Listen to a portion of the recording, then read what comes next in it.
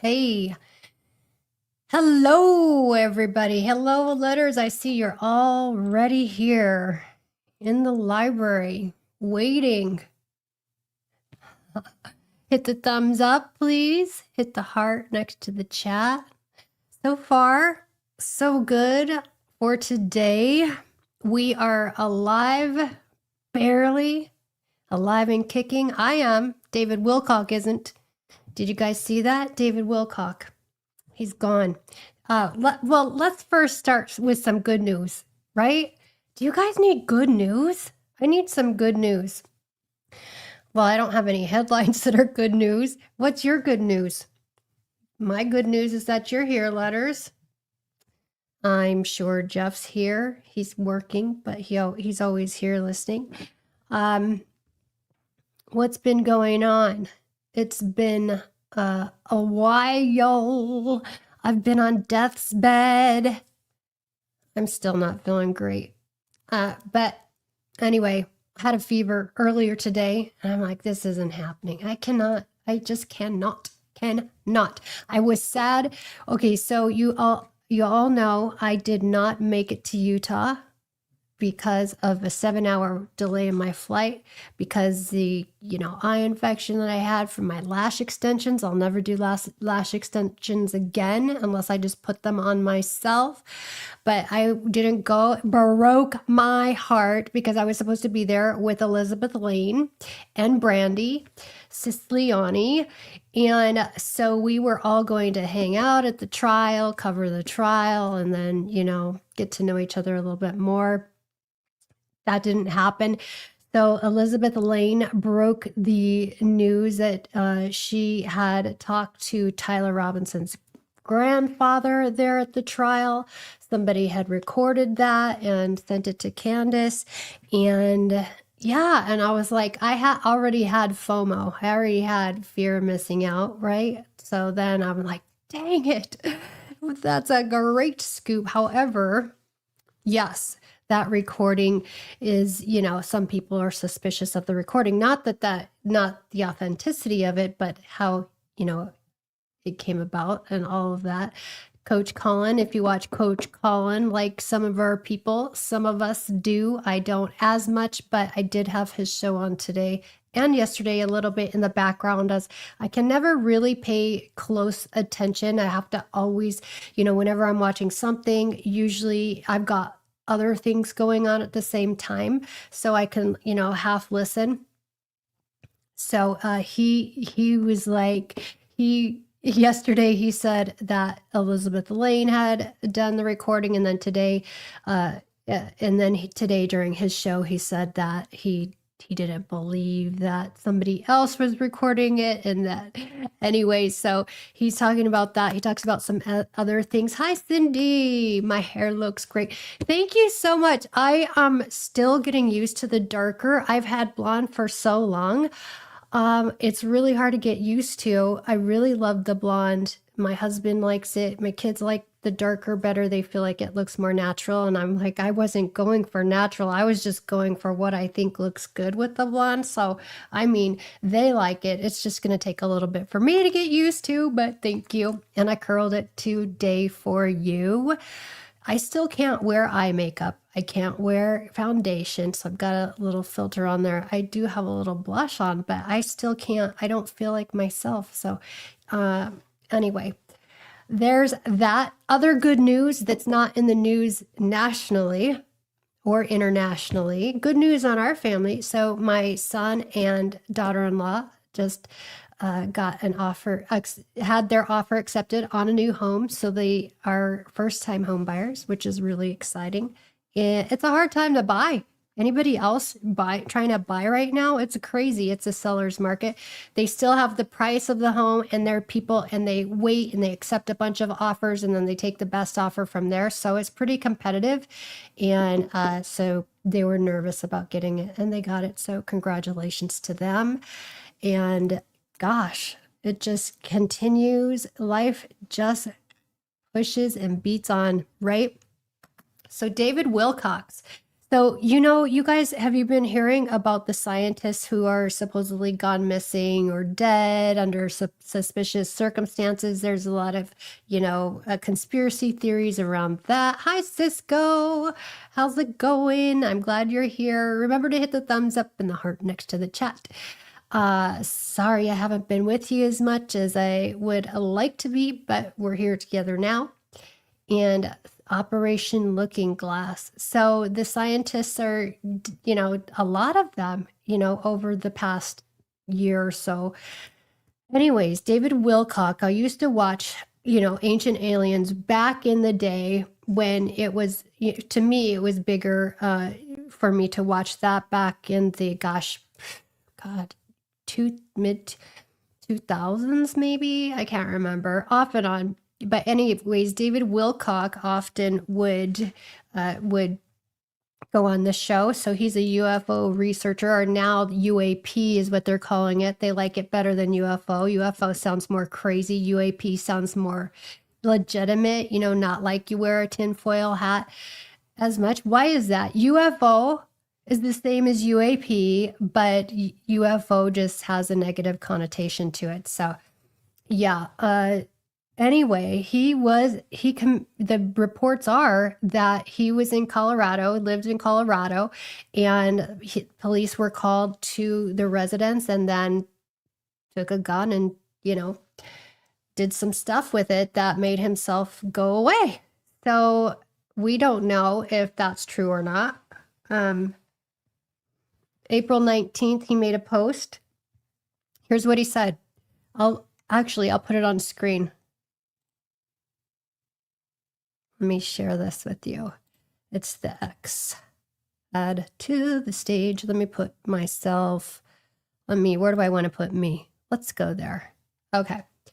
So, dear family, so this was on the 19th. I slept miraculously well last night, decided to go live today. Why in the world did POTUS post this Christ-like picture? Has he lost his mind? Are we going to be okay? Is this the Antichrist? How does this affect the war and disclosure? I don't believe disclosure is coming. I also don't think he's looking into a lot of things. As you guys know, that's what I believe. I was admittedly freaked out when I saw this, and I wanted to know what the heck is going on. What the heck is up with the demon at the top of the image, as we will discuss? Surviving a shot to the ear, wasn't he wounded on the side and yet did live, like in the biblical sense? Is this the latest bloody satanic video of Trump circulating today? Is this latest bloody satanic video of Trump circulating today actually real? Grok says no. I don't know what he's referring to there, but are we all in a big psyop here? Yes. Are we going to make it? I don't know. Is there a schism between POTUS and the Alliance? I don't think so. I think he's completely aligned. Why have they posted things implying that there is a schism? I don't know. I don't see that. Why is the turning on top influencers like Tucker, Alex, and Candace and acting so strangely? Why is he? Gosh, excuse me, my eyes. I want to have an honest discussion about this and not just sugarcoat it. I want to hear your thoughts. We will dive deeply into disclosure, current events, and the true meaning of the Christ within. Do not miss this controversial and exciting show. I've been on it since 4:30 a.m. and it will be terrific. So then he has a link to his YouTube live show if you want to see that. I think when I looked at it was maybe 3.5 hours long. It was quite long. I didn't get into it because I'm just seeing this news today. And that's David. And then the next thing we know, David's gone. And so you can imagine the conspiracy theorists. Welcome in, everybody. Please hit the thumbs up. Hit the heart next to the chat every once in a while, please. And let's see what you're saying, Cisco operation. Okay. Isn't it isn't the big hair guy. No, that's not the big hair guy. I don't remember the big hair guy's name. Giorgio. Giorgio is, how do you say his last name? Anyways, I used to know back when I watched the show, but he's the big hair guy, still around. The disclosure thing, I suspect, is just Trump saying, hey, stop talking about Epstein. Look over here, and we still have a war going. The tariffs, oh my gosh. So I looked at some posts about the tariffs today. And, we were supposed to get those rebate checks and we didn't. But now that the companies are suing Trump for the tariffs, now they're going to get money. He's saying, if you don't take the money, companies, I'll remember you. And if you take the money, if you want us to pay you back, I'll remember that too. That reminds me so much of The Godfather. He's like, I can't do the accent. I'll remember you.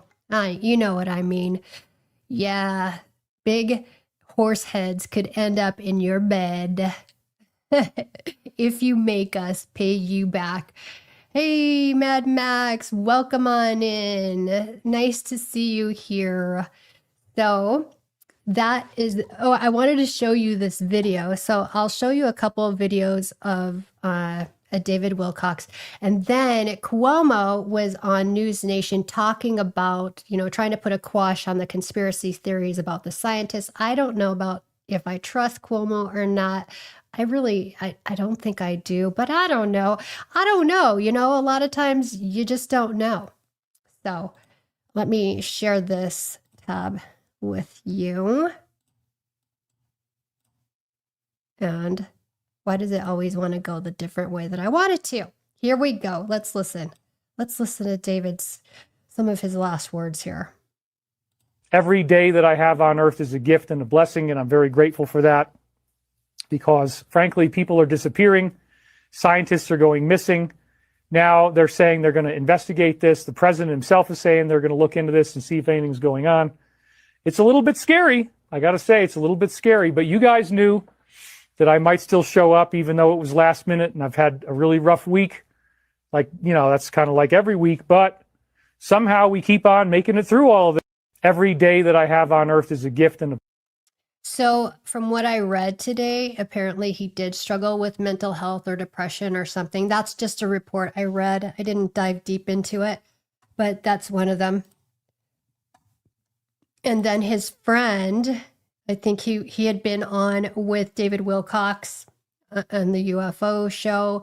So let me show you this. Let's see.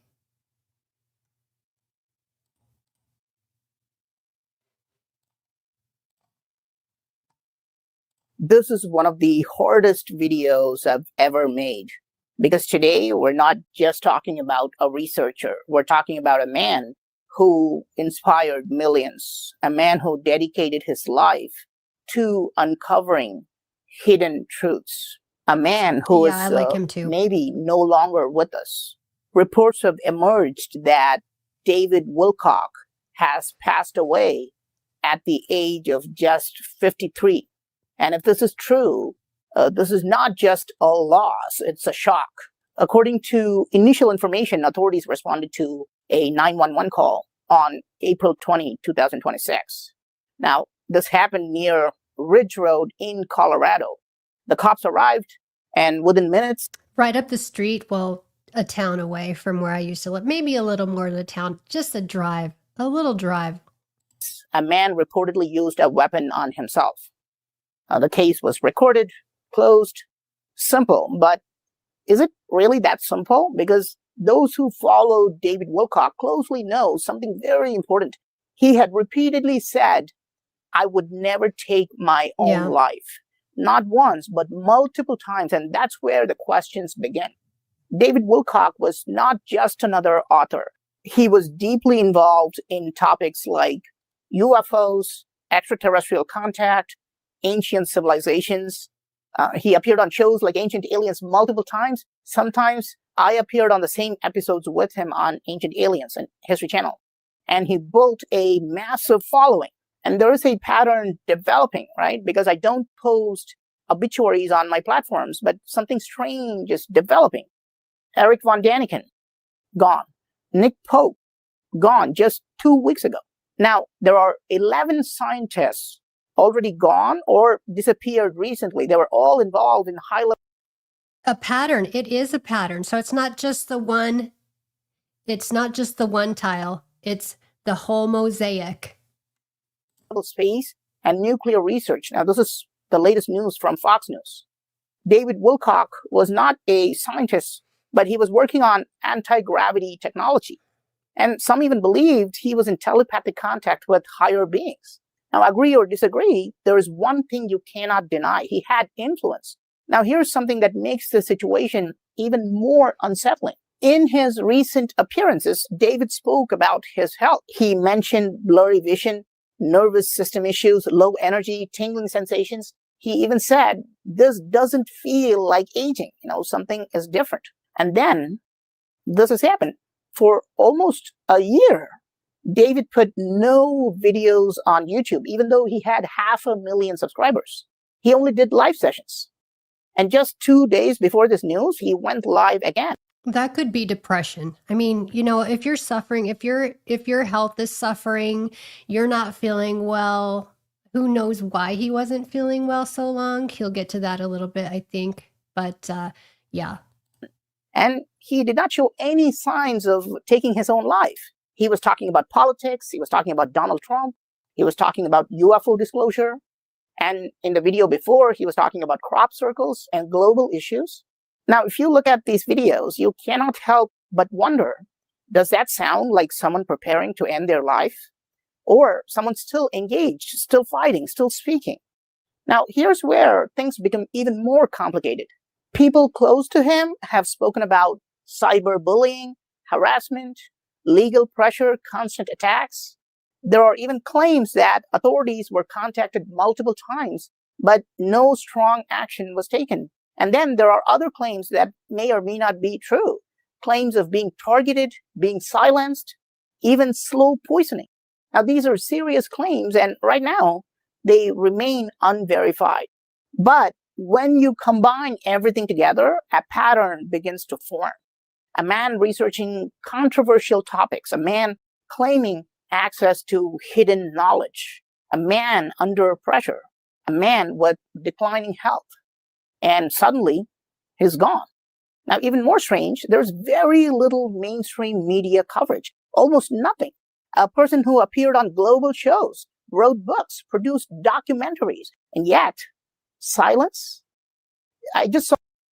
Yeah, so it's a pattern. It seems like a pattern.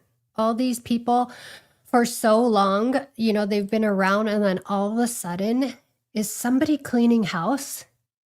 It seems like someone's cleaning house. I mean, if you were a conspiracy theorist, it could look like that. Do you guys think it looks like that? It's a wild. It's kind of scary, actually. Okay. Now let's see what CUOMO has to say. I haven't seen this video yet. It's a shorter one, so. All right.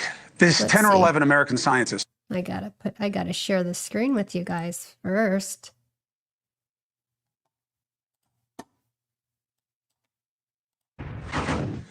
All right.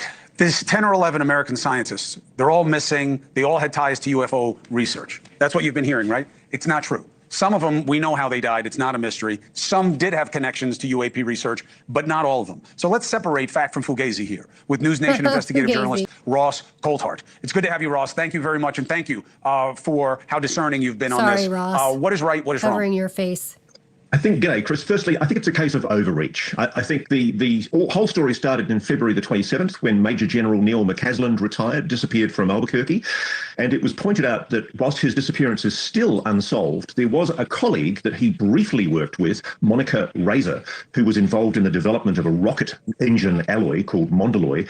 And she disappeared in very curious circumstances in the Angeles Hills. Frankly, that's about the only connection that I can see in any of these cases that convincingly links back to General McCasland. The rest of the cases, some of them, frankly, are simple, in some cases, suicides or murders. Sadly, people do die, and it's been a long, simple fact. Simple suicides. and or murders. Well, you can't have both. He didn't say and or.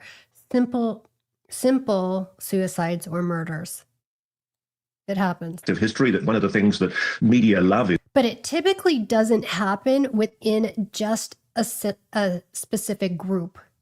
clusters and conspiracies. And I think in this case, what we're seeing is a pulling together of disparate cases where people have died or disappeared in circumstances that are often quite mundane and explainable. And I think it's being talked up in a way that I think is a big red herring. In and of itself, the disappearance of both Monica Razor and General Neil McCasland should be a national security concern. And it's good to see the FBI, less good to see the Department of Energy, frankly, investigating this issue. I think that the White House is to be applauded for taking it seriously, but I do question the idea that there is any link at all between the 10 or 11 individuals that we're talking about. Yeah, and Ross, it was really important to me to have Wait, he questions whether there's a link between the 10 or 11 of them. Scientists probably had access to a lot of information, probably had, security clearances, and they knew a lot of information, and now they're all dead. And I don't trust you either, buddy. I don't trust you. I don't trust any of you. Let's see. It is odd. Like, why now?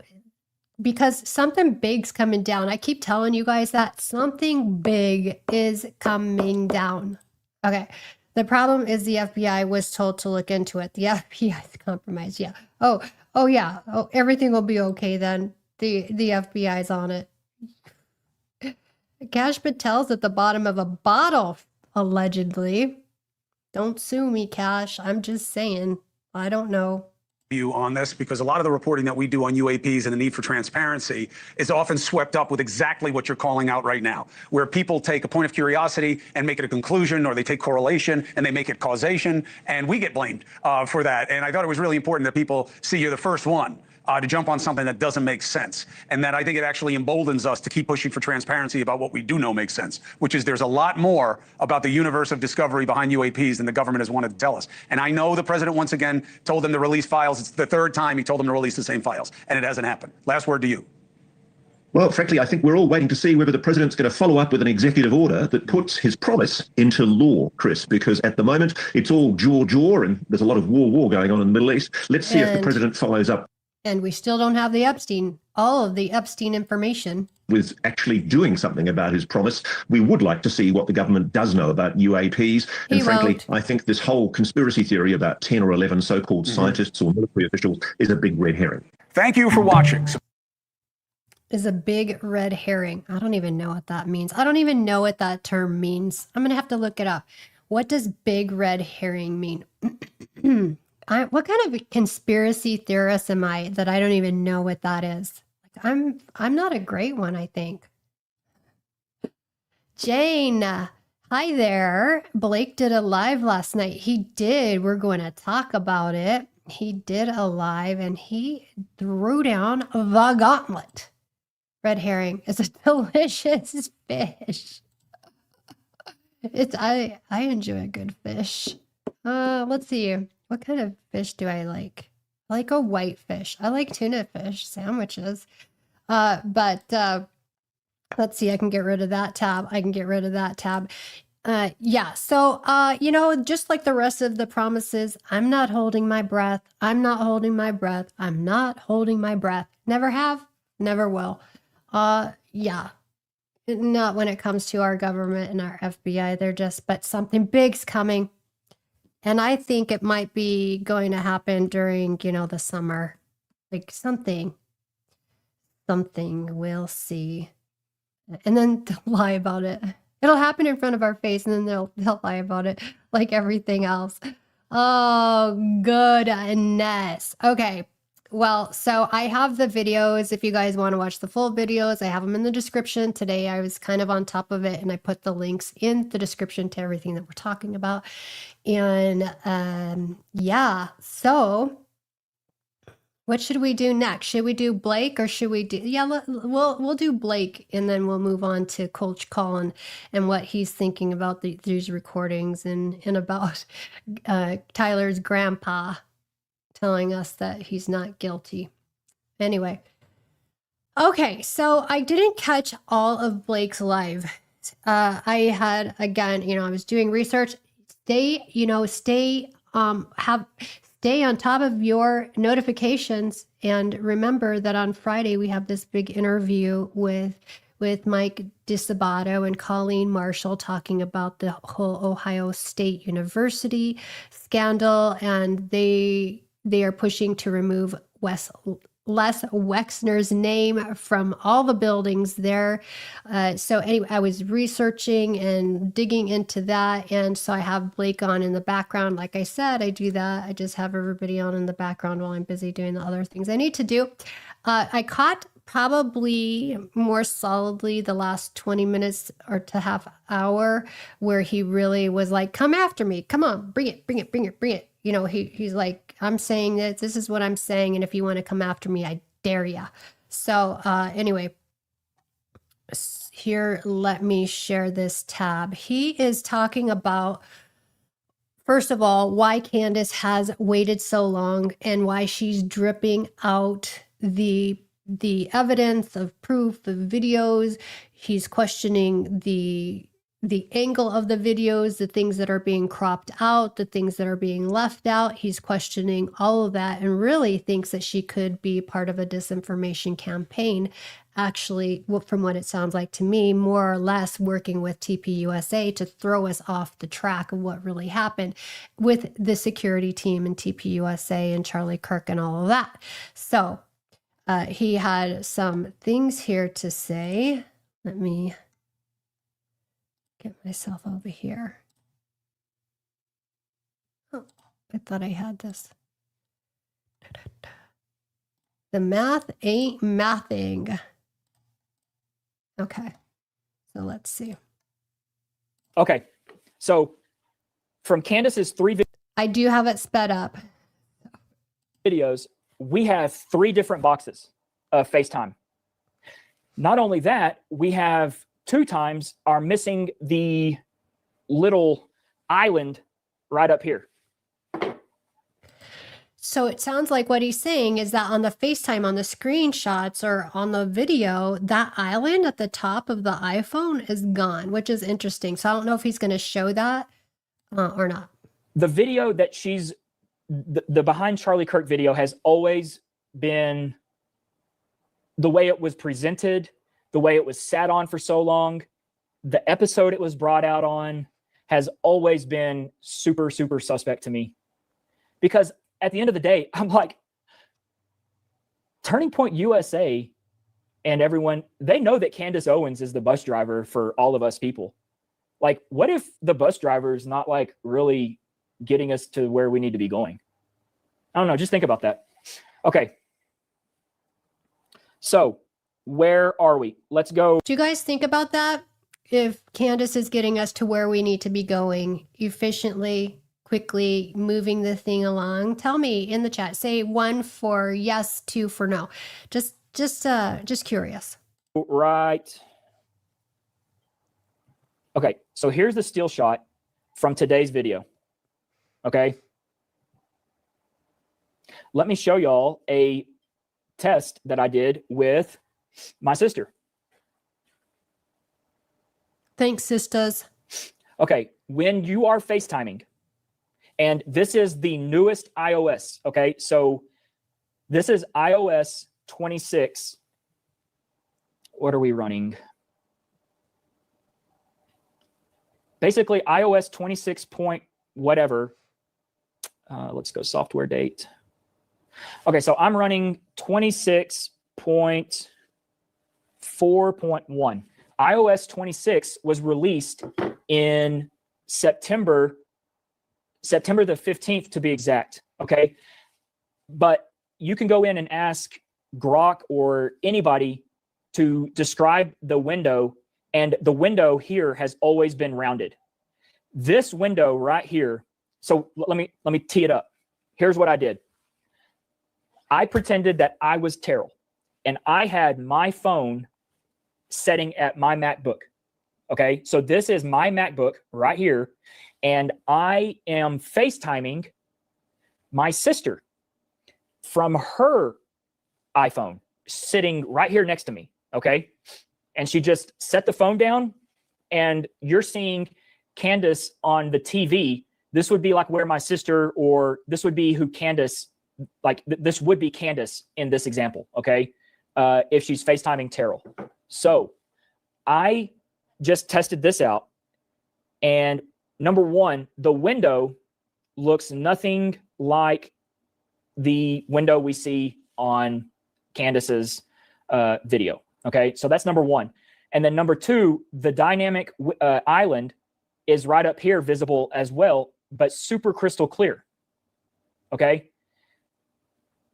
I don't know how they were able to black out this here or why, but something is up with how Candace FaceTimed Terrell. Okay, like something is weird about this whole thing. Because the other thing you do is, let me pull it up. I don't think I did. When you go to turn the camera off, it minimizes the window even smaller, okay? And what I mean by that is, let's see here.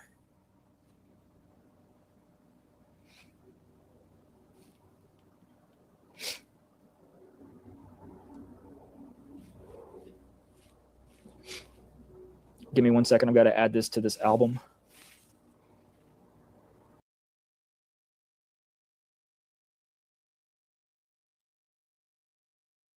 Okay. So it minimizes the window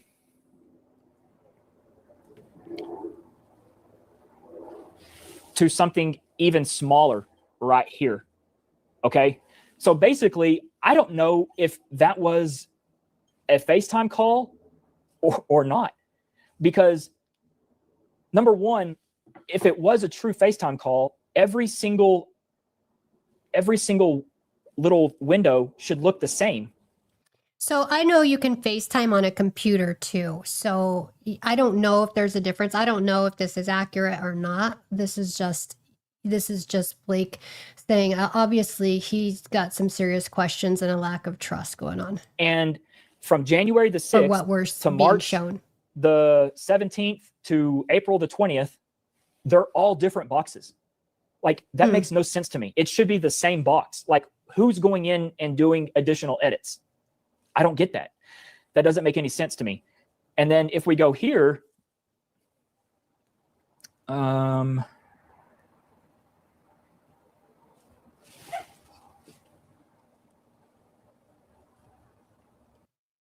So he's saying that from over the past year, that all these screen recordings have different boxes and they really shouldn't if you're recording from the same device. That's what I'm saying. I'm going to scrub over this back and forth. You can see something like is appearing and disappearing. It's weird. It should like right there. Can y'all see that on the screen? Like, do you it's guys like see? the little bubble is popping in behind it, but then it's disappearing. Do you guys see what he's talking about? And then even over here on the side, it's happening. Bubble. Like it should be a consistent, steady, smooth. Like this black Yeah, y'all part? can see this in the like something is weird. Yeah, This right is not here. right. This is not right because Right here. it should look like this.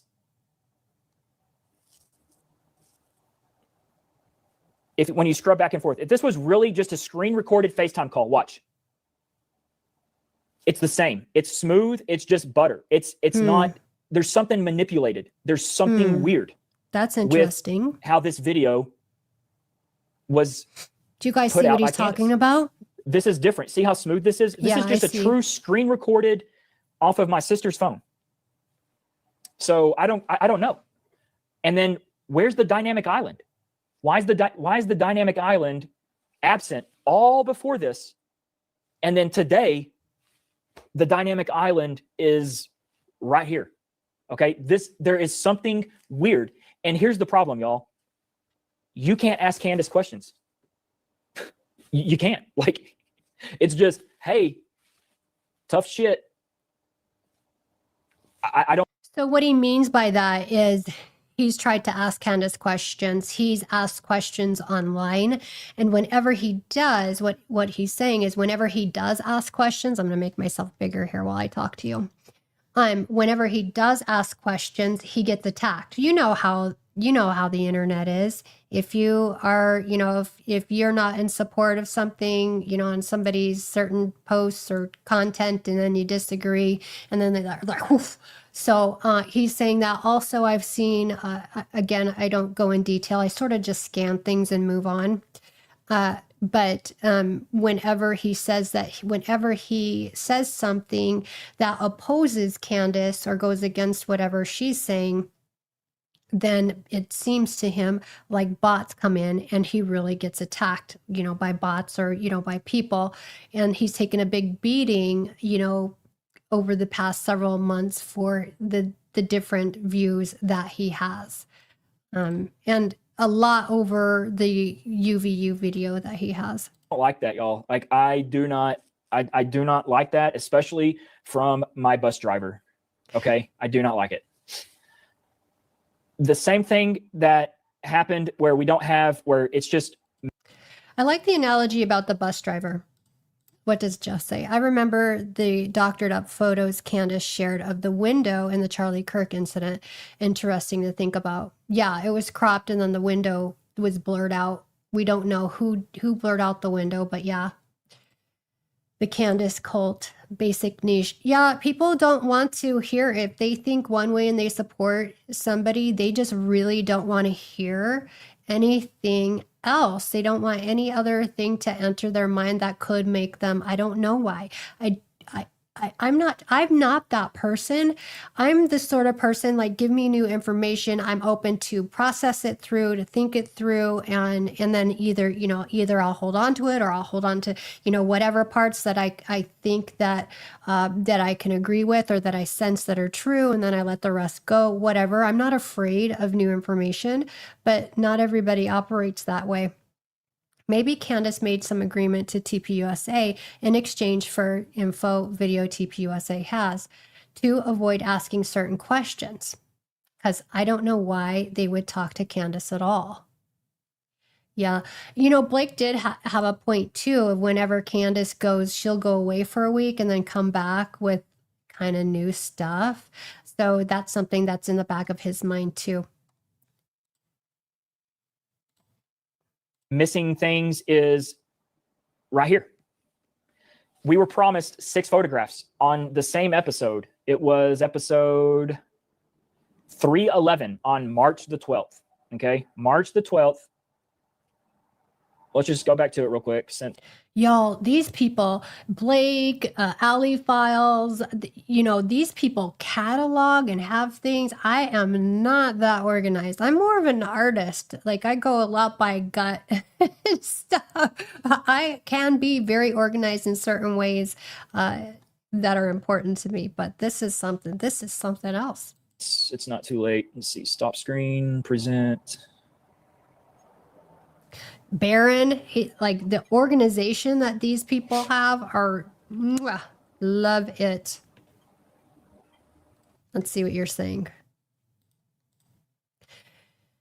It's the movie, The Thing, or the games Werewolf and Among Us. You can know whose blood is infected. Trust no one. You can't know whose blood is infected. Trust no one. Yeah, I feel like I wouldn't say neutral, but I hold judgment sometimes. I mean, there's a point in time where I just I know, and at that point, then I will hold nothing back until I know that I know that I know. I'll be a little bit reserved. Involving minors were permitted, and thus soon a series of cases appeared of mothers and fathers becoming sexually intimate. But Charlie didn't like at the helm of this company, right? They're going to defend those individuals. And I think we are very much entitled to that opinion. That something's not right. In the beginning, I was not sure about Erica. Thought maybe she is dealing with a lot behind the scenes, trying to figure out where the snakes are. I do not feel that way today about Erica. I now feel her motives are impure. And that's putting it lightly. I now know for a fact she is dishonest. Her background, there are pathological lies all throughout it. And so the internet must have everything, because the people that should be defending Charlie are not. No, they're not defending Charlie at all. They are going around. And I think what Blake is asking for, if I'm not mistaken, he did in this video, it may be as something else that I'm crossing my videos up, but he wants her to release the raw data, the unedited video. Like, just release it, the unedited photos, the unedited video, just let us have it. If we're doing this investigation and we're this is open sourcing, which it has been crowdsourced, then give it all to us. Either trust us or don't, but don't do this. Don't do this thing. Actually trying to spread this Fed slop and trying to guilt us and trying to tell us evidence that we have, so that the people that I bet Charlie wishes he was friends with, the YouTubers that have spent time on this, people that have put things together to try to figure out what did happen on that day. I bet he wishes those were his associates and not the people that he spent so much time building up. All right, so first let us begin with the photos inside the van. We had only showed one. I'm going to show you this one here. That is the same photograph that she showed back on the 6th. Okay, there's nothing new here. There's nothing new here. There's 6 photographs. 6. So here's photograph number 1. So that you guys can take this. Here is a. Okay. This is still photograph number 1. She just zoomed in. So this doesn't count as a new photograph.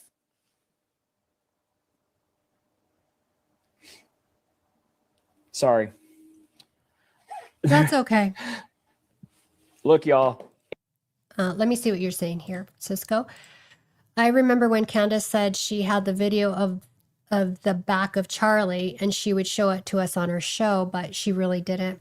What she did was scrub back and forth on one part of it. Yeah, and there have been times where she has promised information and to put it on her, either on her website or on her X, and when I go to look for it, it's never there. Like, there's only been probably 3 times that I can remember that she said that she's done that, and I actually went and looked because I wanted that information, and it wasn't there as promised. So I can understand that frustration, and we were promised, a lot more, I feel like. If you are a Candace, you're Okay. gonna drink the. Here's where he goes off, and I'm like, here's where he throws it down. Kool-Aid, because Candace said that the Heaven's Gate comet is coming and we're jumping on that. This channel, I am not the person for you, okay? Because I am going to ask questions, and I'm not going to let some bus driver, when I'm supposed to be going over here, my bus driver's taking me over here. I know that my happy ass is supposed to be going over here, and I'm going to ask my bus driver, yo, bus driver, what's up? Yo. So What if up? you don't like What that, up, bus driver? you're probably vaccinated, boosted to your little heart's content. I am not. I'm one of those people. I didn't listen to anyone. I did whatever I wanted to do. I trusted my gut. That's me. I'm not a vaccine person. I'm not a booster person. I usually, if it's coming from the government or someone that is in the position that makes Kool-Aid, Of control I'm and usually power. the one that's going to do things towards the end, ask questions. I'm not going to do it right off the bat. I'm going to sit back and I'm going to see if people start dying and shit. Like, I'm not going to just go and do something because the government said to do it or someone super popular said to do it. Okay. I'm not your channel. Same. Just, you're better off. Don't even just save your little fingers, the keystrokes on making a little comment. Like, I'm done with Blake. Bye. Like, go simp on Candace's page. Literally, like go for it. Go. Unfollow me, undo it all. I don't want you here. Okay. If that's the type of person that we are not compatible. Okay. So you need to just move TF along. Okay. That's how this works, because I am going to raise questions. I'm going to point things out. I'm going to go against the grain if I see things that need to be gone against. Okay. And there's a lot. If you don't think Candace has done anything wrong, if you think it's okay for her to sit on a video like this here or photographs, we're still missing 3. If you think that's okay. All All right, I gotta remember. There's family. There's people that It's a family show, kind of. are watching this. I can't. You need. He gets very passionate and fired up. Like, I want to get to the part to where, let's see, he's saying more about TPUSA. Hanging out of that SUV. I don't know what that has to do with that photograph, but whatever. Photo. Oh, we got a new photo. New photo. We're at photo number 2 of 6. But this photograph, somebody decided to blur this out. Kids are watching. Why? I don't know. I wished I could like talk to a virtual Candace. Like I could have a little Candace avatar pop up and we could ask her questions. At least it would make me feel good. Should have said viewer discretion advised. They had told us the story about how they had so much inside Charlie's SUV. Yeah. Hey, girl. Hey, let me ask you something. You know that third photograph? Hey, who cropped out the SUV and why? Like, why did He's pretending he's talking to Candace. someone go in and crop out like where the wheel would be and the running boards would be? Yeah, like, hey, who did that? Did y'all do that? Or did the people that gave you the photograph do that? And like, why would they care? Like, why would you hide that? Candace, hello? Oh shit, she hung up. Who did this and why? Why? If Candace cropped this, I can't even come up with an explanation on why Candace would crop this. So here is the crux of it. There are people that have seen the inside of Charlie's SUV from right when he pulled up, and those people say that is not the inside of what they saw. This is not what they saw. Let me say it again for y'all. There are people that had eyes on the SUV as it comes racing into the hospital.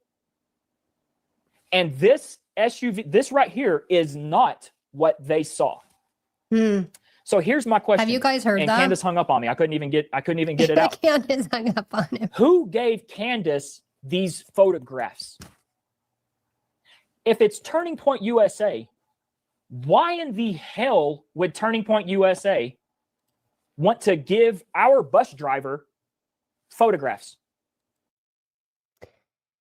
So I don't remember where we heard that, Cisco, but yeah, I've heard that around that it was auction. Was that Candace or somebody else? I'm thinking that was Candace. And how does she know? I'm not sure about that. Who are these people? I'd like to know. Yeah. Nope. Let's see. First, I heard of there's witnesses at the hospital that spoke out. Yes, auctioned, I believe. Yeah, that's what I think. That's what I think she said. And how do we know that? I'm not sure. Basic says, also, I had a typo, but The Thing is a horror film from the 80s with Kurt Russell. Oh, yeah, The Thing. I remember that. And a mess of great special effects. It's worth checking out if you don't know about it. Okay, done with that. I've seen The Thing. That is from back in the day. Hey, Maggie May. Wake up, Maggie. I think I've got something to say to you. Okay, so there was your song for the day. Throw your tips in the jar, remember. Remember. You might crop it out to keep your source confidential. Maybe there's a reflection of the person who took the photo on the side of the car. Yeah, and the window too, if the person that gave it to her did that, or, to protect sources. I know that is a thing in journalism. You do, want to protect your sources. The FBI took all the camera footage at that hospital. Tipinogos. Maggie. Oh, do you like this song? And okay, let's see what else Blake has, because he does go off a little bit more. If it's the state of Utah or the FBI, why in the hell would you pick Candace Owens to start leaking stuff to when nothing else has been leaked at all. Like, I mean, there's been, hell, we can't even get the rifle to get returned to Utah. It's over there in Quantico. Like, something don't make sense. You want to know what Blake thinks? Blake thinks that this is a setup. And if it is Turning Point USA that gave Candace these photographs, tip and no-goes to set us up and for us to be distracted and not have the real thing, not have the real photographs. This right here is a setup. Unfortunately, we're still missing 3 photographs because you just heard her. I'll see you guys out there in online world as we're slaying it and we're doing it. I'll see you people. I'll see you. And you know what? Just ask me. Ask me. I got you. I'll give you the 6 photographs. We've only got 3 of the 6. She zoom cropped in 2 of them. Those don't get to be counted as 2 other photographs. And then who the hell edited these photographs? Who trimmed out the wheel? Is it because it's not the same wheel and this is a setup? Could it be? Could it be? I know what kind of rims were on that SUV. That is a lot to crop out because even if it shows reflections, you can just blur whatever reflections without cutting out every single thing else. That Yukon Denali XL. I know what kind of running boards were there too. Is it because it's not adding up? The math ain't mathing. Is that why? Are you afraid we're going to see some super cool new tire? Ooh, 22s. Why? Why trim that out? Look, we're to the point now, y'all, where we don't need any. Yeah, I think she has a lot of connections probably everywhere. She gets a lot of information. And as reporters, journalists, we're trusted if somebody is a source to not reveal anything that could, not to show or say anything that could compromise them. Any funny business shit, just give the original stuff. And Candace, girl, if you are listening, watching, girl, we can figure this shit out. We're actually probably more laced up on this shit than you are, girl. I'm just going to say, I mean, I remember talking to you and pointing out a lot of stuff. And he's saying not me. You guys are the researchers more so than I am. I just look at what you guys say and think about it. But what he's saying is that the researchers, people like him, John Bray, Allie, Max, Chris, there's so many that they've got probably more information than she has. And let's get together because you could probably tell her what's what. So just to that's what he's saying. Just kind of worries me that you're like, he hasn't told me that's what he's saying. I'm just trying to Blake interpret just more a little bit. I'm in the buzz, Or is this by design? Is this by design? I don't know. Let's see. I can understand his frustration, but you can't put all your cards on the table at once. So anyways, let this serve as my formal request out there in social media world. Candace, where are the other 3 photographs? And can you explain where the dynamic island went and all of the weirdness with the FaceTime thing? I know there's no audio. So when you FaceTime someone and you screen record, you are unable to record the audio. Okay. But the picture still shows up. But look, I mean, we're to the point now where every single little thing is being scrutinized. And I understand you're wanting to kind of plant the seed of something underneath them being are they hiding something from underneath Charlie or this or that? I mean, I get it. I can feel the seed being planted. Agreed. But look, we just need the original file. The original file will. So he was saying there was some seed being planted. Let me see what he said. Everything that the original. I can feel the seed being planted from underneath Charlie, something underneath him being and I understand you're wanting to kind of plant the seed of something underneath him being are they hiding something from underneath Charlie or this or that? I mean, I get it. I can feel the seed being planted, but look, we just need the original file. The original file will tell everything that we need. Okay. So that's my request to Candace. And then my request to Erica and Turning Point and Terrell and Andrew and Blake, as y'all continue the hijacking of Charlie Kirk's show, if you people have nothing to hide, I'm sitting here accusing you people and Brian Harpole, along with Dan Flood and Brian Harpole's security team, of assassinating Charlie Kirk. You people did it. Mm-hmm. You people did it. This is Brian where he had the said, trigger come and get underneath his me. shirt. You people did it. If I I'm dare wrong, ya. release the video. Prove me wrong. Isn't that ironic? Prove me wrong. You people did it. Brian Harpole had the trigger underneath his shirt. He had the controller in his pocket. You people did it. If I'm wrong, put the video out and prove me wrong. There's a reason that y'all won't put the video out. It's not because y'all are chicken shit. It's because you know what we're all going to see. You know what we're all going to see. Why does Candace Owens get to be the only one that gets to see this? So I think, with being, hi, Blake. And let's see, I think he has a point. I think the point of everybody, all the researchers, all the people who have been doing research, I think it would be really great to have some sort of symposium, right? I said this about a month ago or so, however long ago, to a few of them, that everybody needs to get together and share what they know to make one picture, because there's a piecemeal here, pieces here, and it's all so disjointed.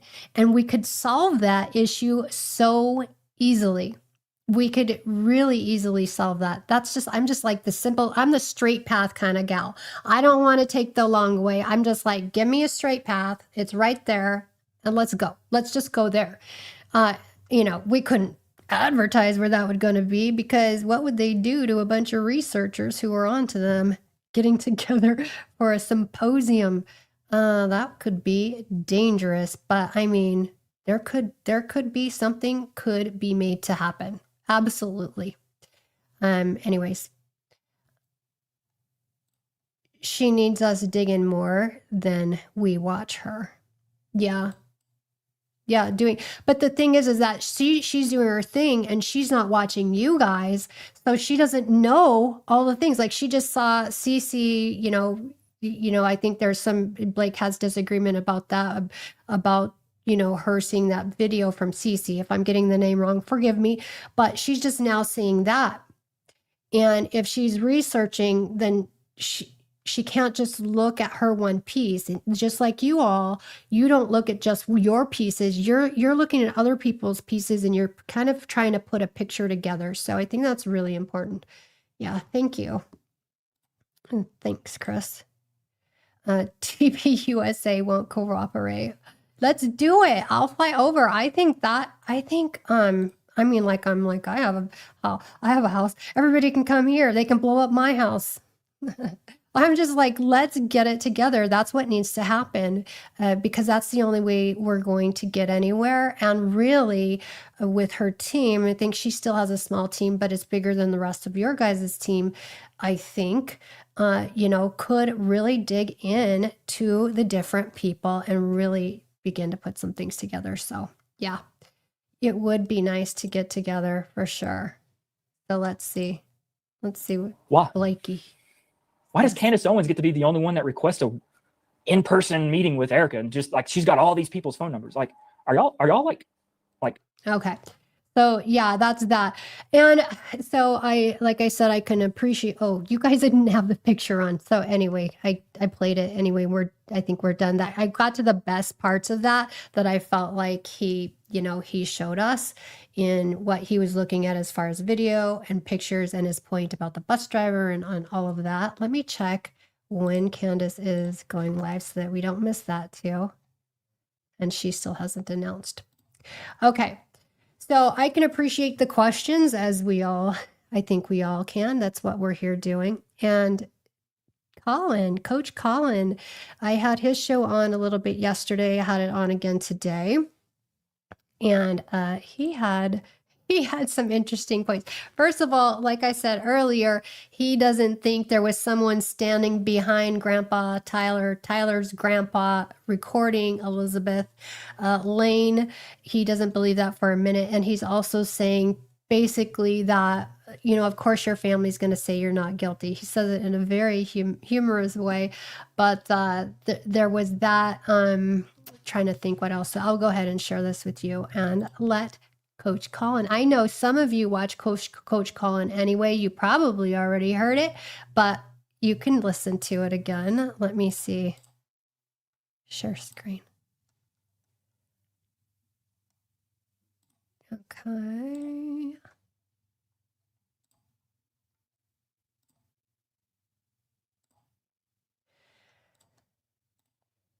I think I have him sped up too. I have everybody sped up. Do you guys watch when you're on your own? Do you speed it up? I always speed it up.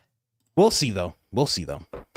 Let's keep going here, guys. Moving on to the next. Candace is on. So, you guys remember the?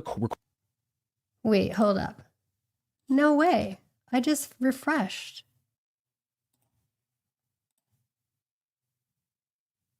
I don't see that.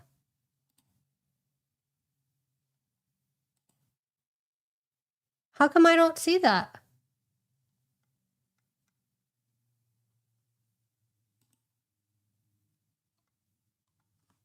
Hold on, guys.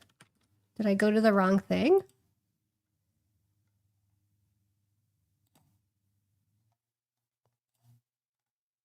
I don't show her live. Maggie? Oh, okay. Victor. Oh, it's Victor Marks. Okay, hold on. When did it start? Hold up. Let me share. And why I believe they will be so drawn to your story. I think we are at a very interesting place in America where... Let's start. Okay. So this was pre-recorded and she premiered it. Okay, so we're close. All right, ladies and gentlemen, get locked in. I have a good one for you. I told you about this yesterday. There's a lot. Victor Marks is a psycho. I've been reading deep about this, you guys. To unpack.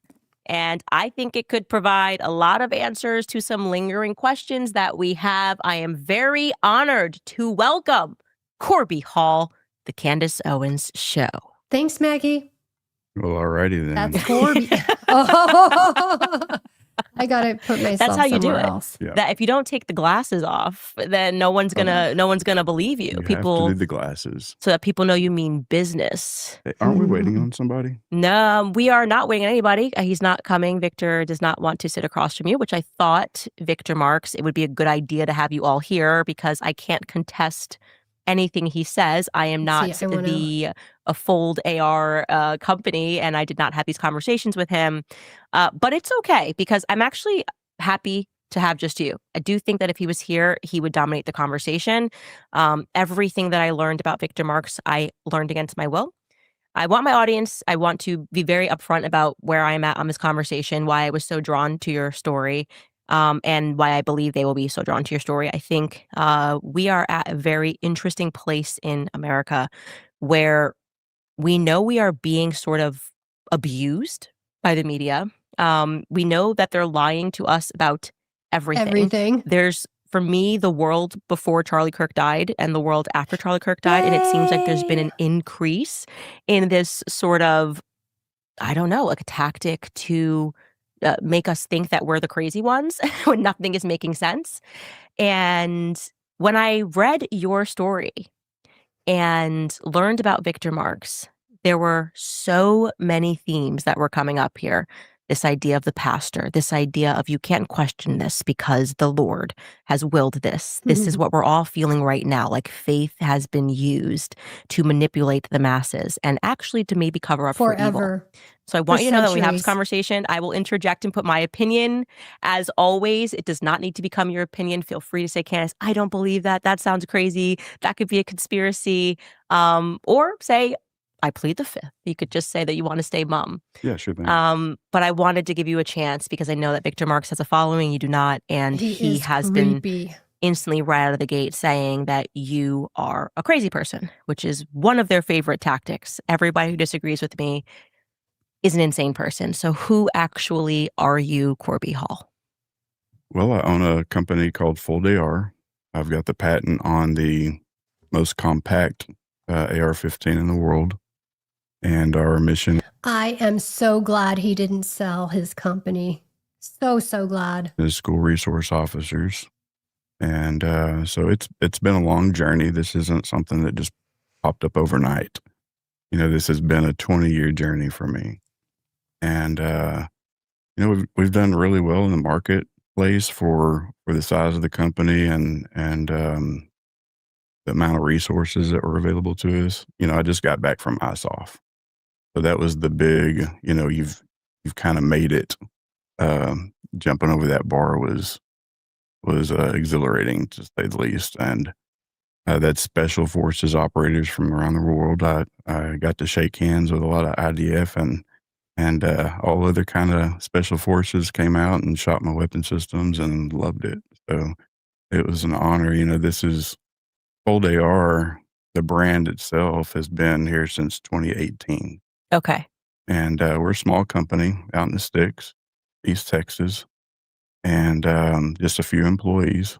And we make a few thousand rifles a year.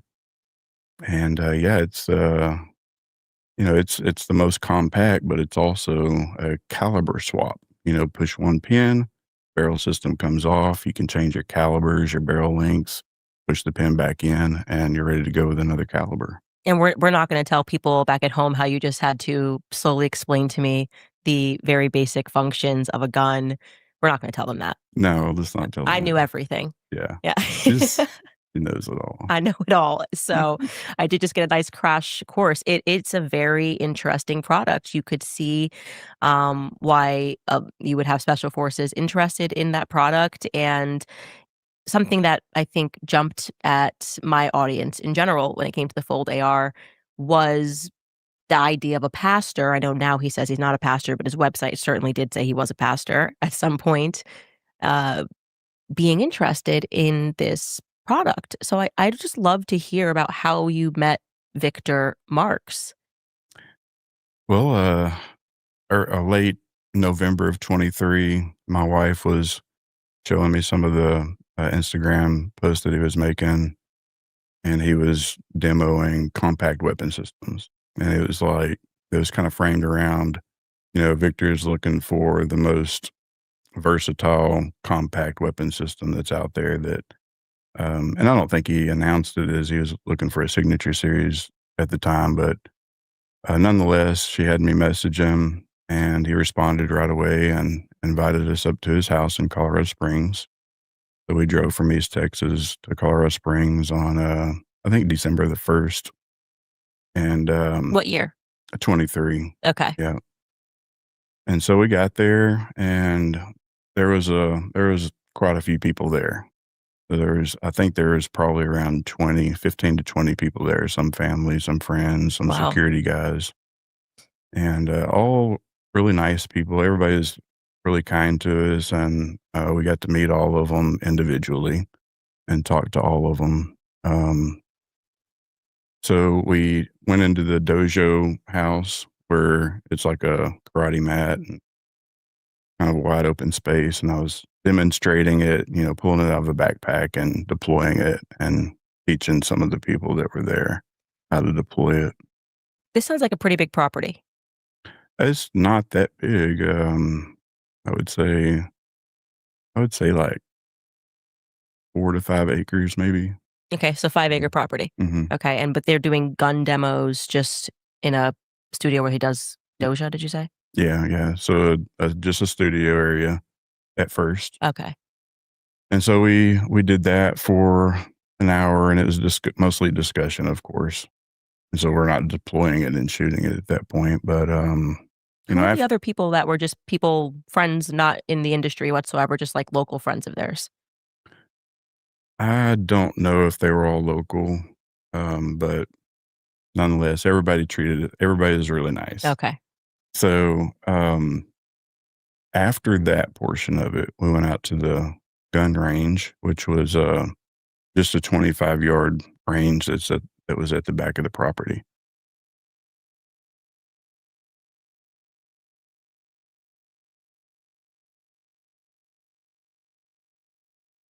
And it had like tinder framing around it, and it's kind of dug into the ground.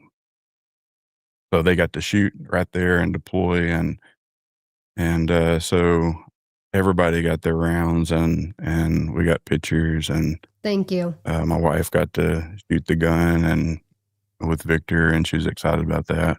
Got some pictures. So I read that he, at one point, I don't know if it's still the case, but was into cannabis. So maybe like that's his slow and calming sort of demeanor. He's chill. Pictures, and anyways, I kind of stay back. Like, I don't put myself in the middle of everything. And so I show everybody what to do, Right, make sure Maggie? everybody's safe. You've got security type former military people there. Everybody knows how to shoot a gun. And I'm just kind of sitting back at my vehicle, which is parked at the back. And Victor comes up to me and he's like, first thing he said was, not the first thing of the whole meeting, but first thing he said in this moment was, I want your guns. I don't really meet too many people that are at the pinnacle of their industry.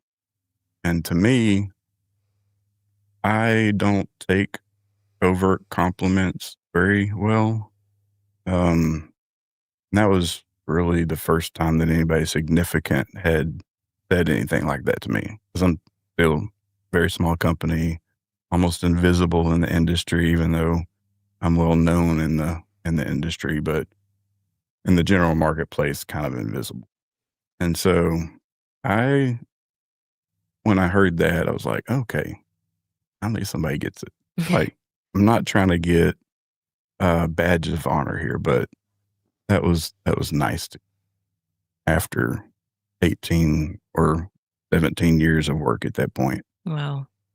And so he said, well, I've got some signature series that I'm looking at with, he named off a few different companies and, bigger companies. Like, yeah, but this one's the only one that makes sense. And for me, I already know what my weapon system is. So validation doesn't really mean anything to me from other people. But it was, again, a reaffirmation that somebody gets it. Mm-hmm.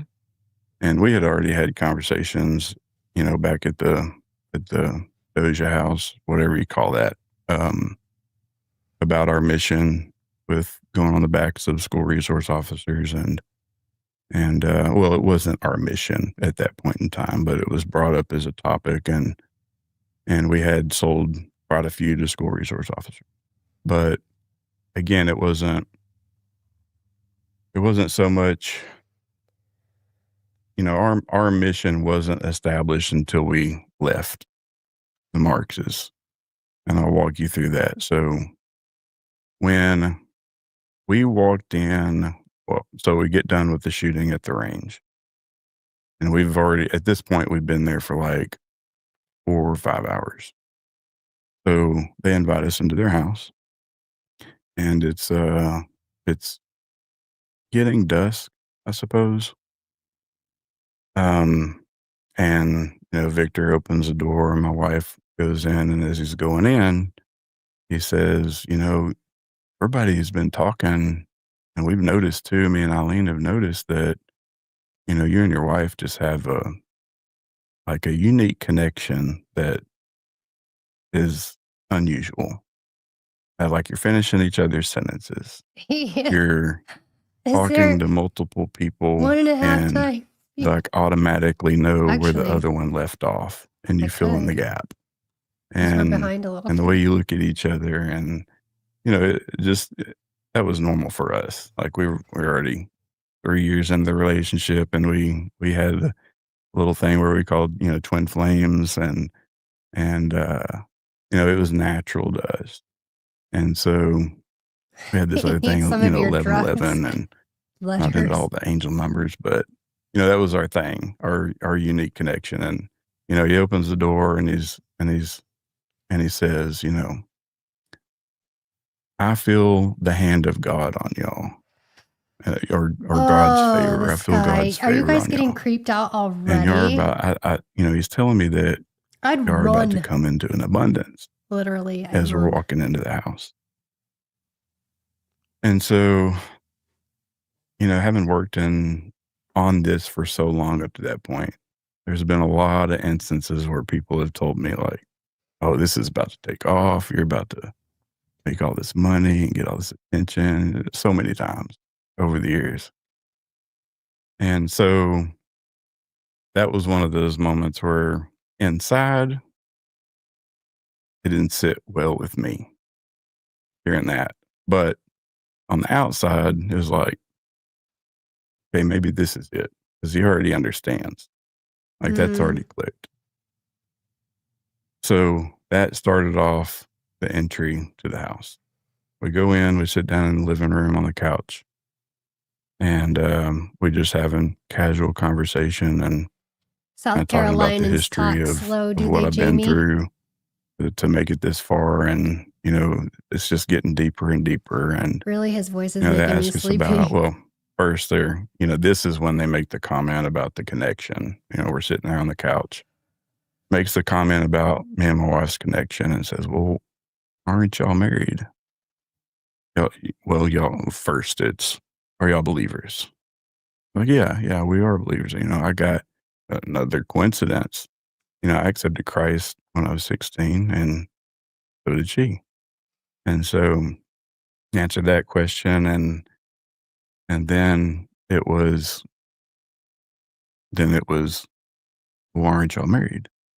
Like, well, I've been married a couple of times before, or two, and it just wasn't a priority. We get along great, and I don't want marriage to ruin that, right? But we're not thinking scripturally about it, and so this led into, this is hours worth of conversation, and this led into the Victor explaining what a retooling prayer is. And I had never heard that term before. And I grew up in church. But I wasn't heavily rooted in scripture at that point in time. We're talking December 23. So it didn't click with me that was something to watch out for. I'm just, I'm excited we're here. This seems like it might be what I've been working for all this time, and all the stress and the lawsuits and the marriages, and finally somebody everybody understands. would So, have run, right? At that point, let's do at a this retooling point. prayer. Bye. And so he kind of explains it, and he's asking Eileen a lot of questions about the process. So to me, it was like, well, why does he have to ask her how it goes, from component to component of how this retooling prayer goes? But again, I just let it slide, and so we agree, and it would start off with me, and this whole process, I think, lasted maybe 15 minutes each. When you say it started with me, and you also used the word ritual, what do you mean by that? Well, the retooling prayer, he was going to do it on me first. Okay. And then, So it's one by one, and he's going to retool what? Good question. Yeah. Okay. We'll figure that out. We'll figure that out. Yeah.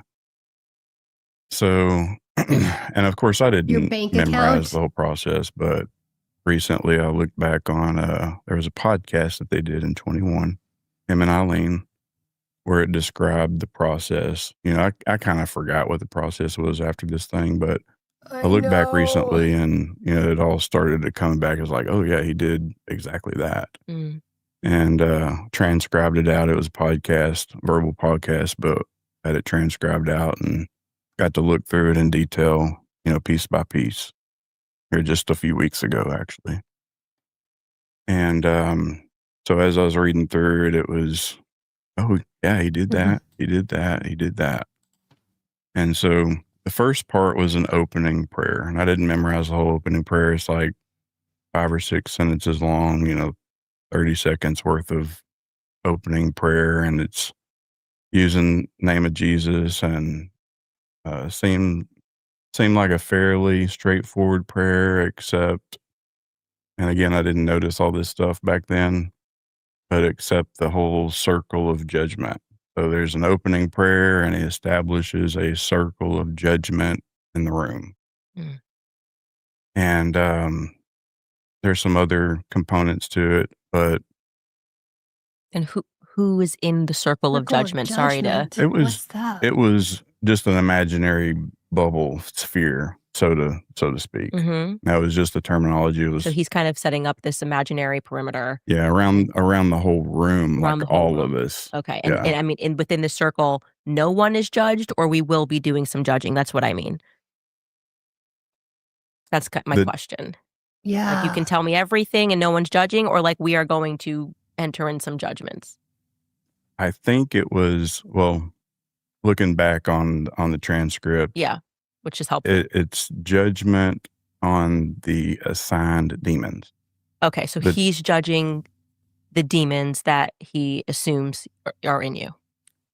Not in. And that's Around?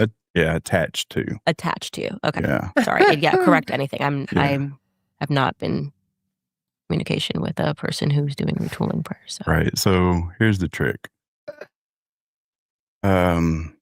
Believers can't be possessed by demons. That's scripture. And so when you have believers come to this quasi exorcism, you can't call it an exorcism. So you have to reframe everything. So possession now becomes assignment. Yeah. Okay. So they're not in you, but they're attached to you. Okay. You're So right, in Maggie. you, a scriptural, a non-believer possessed inside Witchcraft. you. A believer can't be possessed inside, but can be attached the outside. And so if you engage in a continuous sin, like you have invited a demon to walk alongside you, I suppose. Okay, I would have to consult a priest on that, because I do think that there are definitely ways that you can get possessed by demons. Like there have been people. You can. I don't know for sure, so I'm gonna. But that helps me understand, I guess, the context of how this is happening. So he's saying there are demons that are attached to you. I'm going to do this retooling prayer. May I ask, what is his authority to do that prayer? Just saying. Well, I don't know that answer, and because that's would be my first question. If someone's like, I'm going to get these demons that are attached to you off of you, I'd be like, oh, are you a priest? Are you an exorcist? Are you? Did he say to you, I am a pastor? A pastor. Okay. Yeah. So he's taken that since, just so you know, publicly, he's no longer a pastor, but he definitively did, we checked, have on his website that he was a pastor. Well, I think, I guess I won't represent this as something that I remember him saying, but I think he believes that he's anointed by God as some type of apostle. Okay. So, I wouldn't be surprised. In any case, so this attached, assigned demon is going to get judged in this circle of judgment. And so he asked the subject, me, I'm going to ask you a series of questions, and you're just going to respond. Whatever the first thing that comes to your head, just say it. Doesn't matter what it is. Don't think about it. Relax. Just say whatever the first thing. Should we get a Bible now, Maggie? And so, just listening to this. He's commanding the demons at this point, and he asked, what demon? What is? Well, I back up. He asked how many demons are assigned. Yeah, and he's you just full say of a himself. number. And so that's the instruction that he's giving me. I'm going to ask how many demons are assigned to Corby. And I don't remember the number. It was either 2 or 3. And I just said the first number that came to mind. And then he asked the name of the first one. So he was going to gonna judge the first demon. He knows. Now I say a name. Oh, God. And I said, No, dear Lord. and this was recorded, by the way. Who We recorded were it? advised or suggested to record it. And so my wife did record. And so I Does he have the said, recording? "Oh, you're never gonna believe what's popping in my head. I just think it's something I've seen in a movie or something." And Eileen says, "Oh well, that just say whatever it is. It doesn't matter. Doesn't matter if it's." And they'd name off some whatever common names, and I said, "Well, Beelzebub." And Eileen says, "That's actually pretty common." Like, oh, okay. So proceeding from there, Victor names the. It seems like, did you guys get that? This is still the first meeting where he's talking about where he's seen the guns, where they tested the guns and all that. Unless I missed something, correct me if I'm wrong. Demon by the name Beelzebub.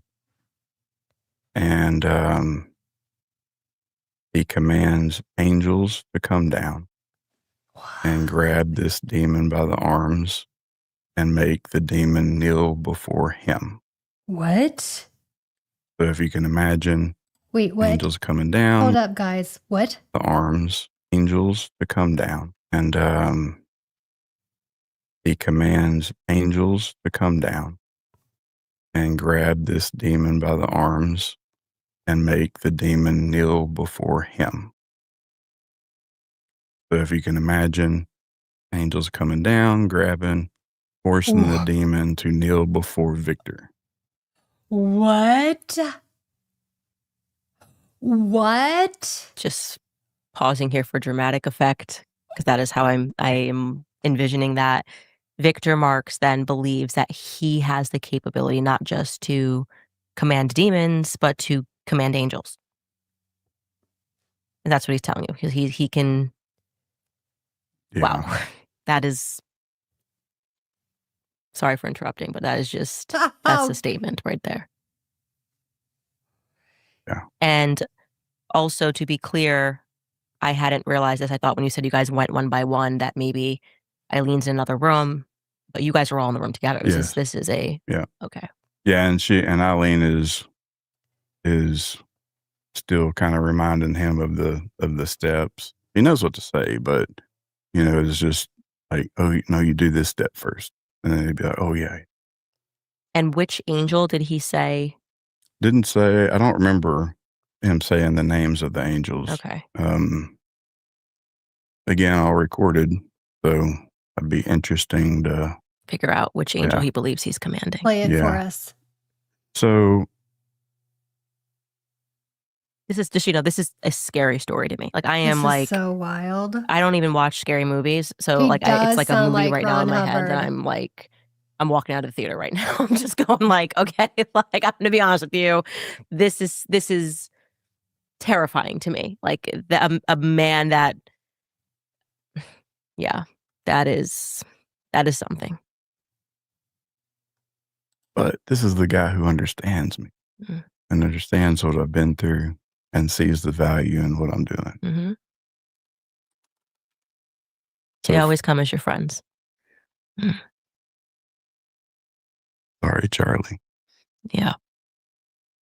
They always come as your friends. So this demon being held by two angels, he makes some commands. I don't remember what he said, but he commanded one of the angels to cut the arm off the demon. And then I think commanded the other angel to cut off the other arm or a leg or something. Gosh, dismemberment this of is the demon. Nutty. And I did skip a portion. So before that, before all of that dramatic stuff, there was another set of questions that was asked. So after the demon's name, the next question that was asked was, what are the 3 lies that you've been telling Corby? And so this is where I started to get in kind of a trance-like state. And I was staring straight at Victor, and I wasn't blinking my eyes. They were kind of watering up. And stopped breathing, not as a panic, but just I noticed that I just wasn't breathing for a few seconds. Yeah. And I so, imagine. again, first thing that pops into your head, and I said, you're a fraud. And then what's the second lie that you're telling Corby? And said,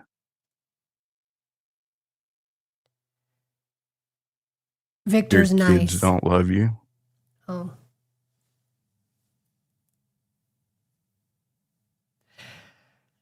And the third lie, they'll never love you.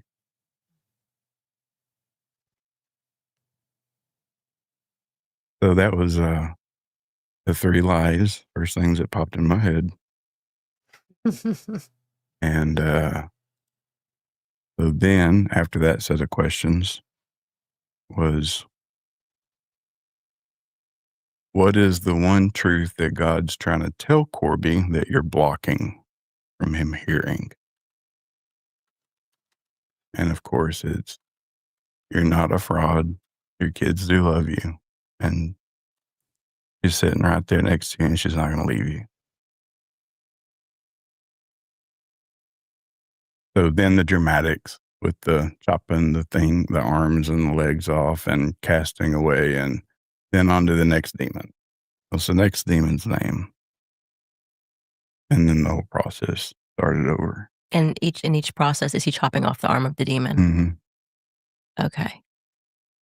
Hindsight is 20/20. Yeah. Right. Yeah. Also, not. I have the honor of sitting in this chair, and I can like hear what's happening with what I just know about psychology and stuff. And you are telling him your deepest fears. That's it. Like there's nothing happening other than we're all self-conscious. We constantly on our head are saying things. Oh, this is not right. You know, we in our normal capacity, we're our own worst critics. And he's just commanded that out of you, and now he knows your weak spots. Yep. Yeah. Now he knows and you at the end of that, because you're doing this and these people are strangers, you've instantly established an emotional connection with these people because you've shared with them something that you would not just share to a person that you met. Right. So he is Predators love that. I would almost say he's trained in that. I don't think he's being trained by a church in that. I'll tell you that. Right. Oh, I know now. Mm-hmm. Because in just how the emotion of hearing that, like, and I instantly know this is like, these are your deepest fears. That's it. Like we all have them. And you're talking about your kids. You're talking about, does this woman love me? Like I'm going into, I think you said this is your 3rd relationship, right? That's going to obviously be a fear. And he just he's got the key.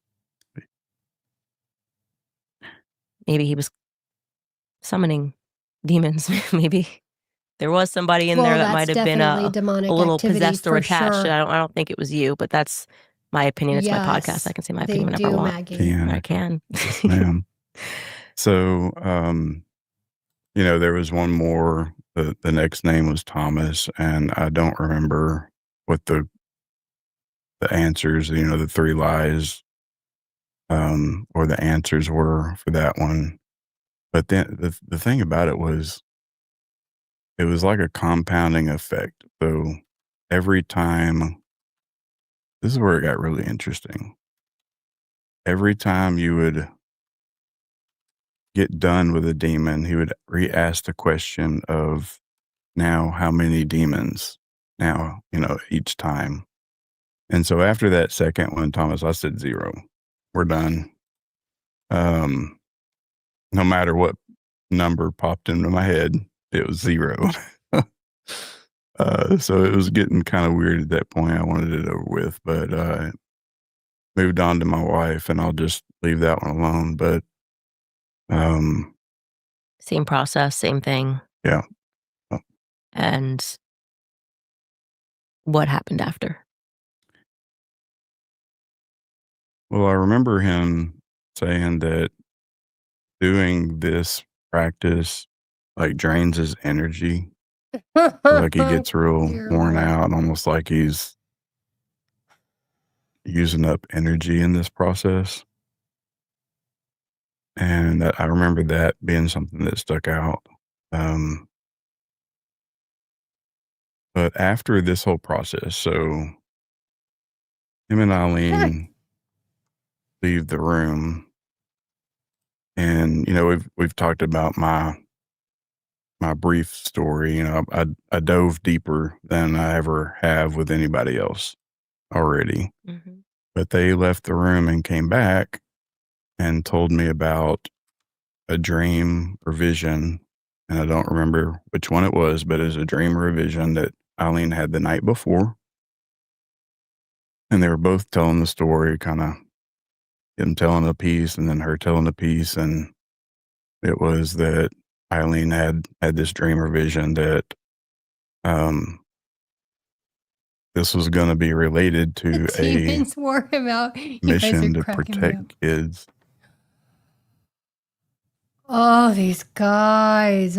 And that it's, just so coincidental. Well, not. So I don't know how long her interview is with him, if she goes over all of it. But Victor ends up getting his wife involved, his brother involved in this emotional manipulation. Coincidental at all, but God ordained that we met, and that I'm bringing this rifle that is the best tool for the job. The rifle of the Lord. Because Jesus and in addition would have to carried that, a machine gun or whatever this rifle is. Wouldn't what he I have? think to be partially true, at least, them going in and out of war zones, combat zones, or conflict zones to rescue women and children. Would have taken them into Gaza. Having these rifles on their backs will benefit them. So, double whammy, schools, protecting Holy students, cow. and saving women and children abroad. And God ordained it. What do you know? Just the night before. All right, you guys, you see the headlines, you read the stories, and then the impact shows up in your own numbers. Balance. Okay. Wow. Are you guys, yeah, this is sick. A serious look. My partners at Goldco make it simple. They are highly trusted with thousands of 5-star reviews, and right now they're offering a 10% bonus in free gold on qualified orders. But understand, family and everything else, eating perfectly balanced meals every day just is not realistic. That's cold processed flavors in fruit and veggies, plus fiber and calm and diet. There are so many connecting themes here with just everything that I've been discussing on my podcast, obviously just investigating this Charlie Kirk story. And that brings me back to this obvious relationship Eileen has with Erica. And this is very similar. I was there when Charlie and her met, and it's this, godly. Everything's godly. It's all about. Yeah, Cisco, she did, because she had the report and read through a lot of, she's just letting him tell us in his own words. It's pre-recorded, Cisco, or Jamie. She pre-recorded it and then premiered it. Hey, Louisiana. Yes, it sure does. And I bet Erica Kirk's right in the middle of it. Allegedly, that's my opinion, I think. This is what God wants, and this is and how easily Charlie fell for that and believed that, okay, yeah, this woman is just so godly, and speaking to her exes as I did, and one of them telling me that she would say she had like a vision or a dream of someone that he was close to after he had opened up that this person was close to him in his life, particularly this ex-boyfriend was speaking about his grandfather. And then she'd say that, oh, your grandfather visited me in a dream. So it's, again, establishing that connection. There's a pattern here that I'm recognizing. And I think it's, like I said, been one of the Do you major guys connecting remember, themes. And just did we ever know how long Erica Kirk's been connected to Victor? kind of looking into the story of sort of what changed at Turning Point USA and the direction that it went into. I don't want to get ahead of myself there. So you've done this, you've established this connection. You do believe to some degree that it must be godly. You've now handed them the keys to your deepest insecurities, right? About yourself. Wait, no, are you guys saying that Victor was supposed to be at Utah on the 10th? And I'm sure it felt in equal parts like cathartic, right? Getting that out. You don't seem like the kind of person who runs up and talks a lot to people and says, hey, let me tell you my deepest, darkest secrets. Right. Um, I'm pretty open to people that I feel see me. But in general, no, I'm pretty standoffish. Right. So now the four of you are, oh, I see, you know, in this God vision Right. together. I'm obviously saying that tongue in cheek. What happens next? So we go home. Well, you know, I believe we had a hotel that we were staying in, but we left the next day. And so this was, again, early December. So I get to work on the signature series, the Victor Marks signature series. We run through a bunch of ideas on color schemes and features. Yeah, well, he always said, Victor said he would not go on with Corby. He would meet with Candace alone, but he was saying interview Corby on your own because he's a chicken. Yeah, he doesn't want to be confronted with this. Can you imagine the demons at that point might come flying out of him on air, confronted with truth? What a sicko. You know, what suppressor, what backpack, all these. Now, how is this rifle going to be presented? It's got to be nice. And so we came up with something, and it was a pretty cool rifle.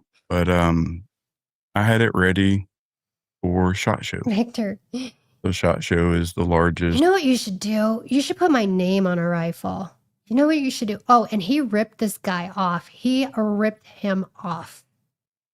I don't know if they'll get into it, but he was taking this guy for a ride. Gun show in the country, probably the world, but in the country, annual. It happens in Vegas every year, and sometimes late January. I think sometimes it happened in some years. It happens late February. But this year of 24 in January, it happened. I don't know, but Victor needs to wear better underwear. So we're communicating back and forth, and you know the color scheme and all the accessories have been picked, and we built a few units to be able to be able to give him a couple at the show.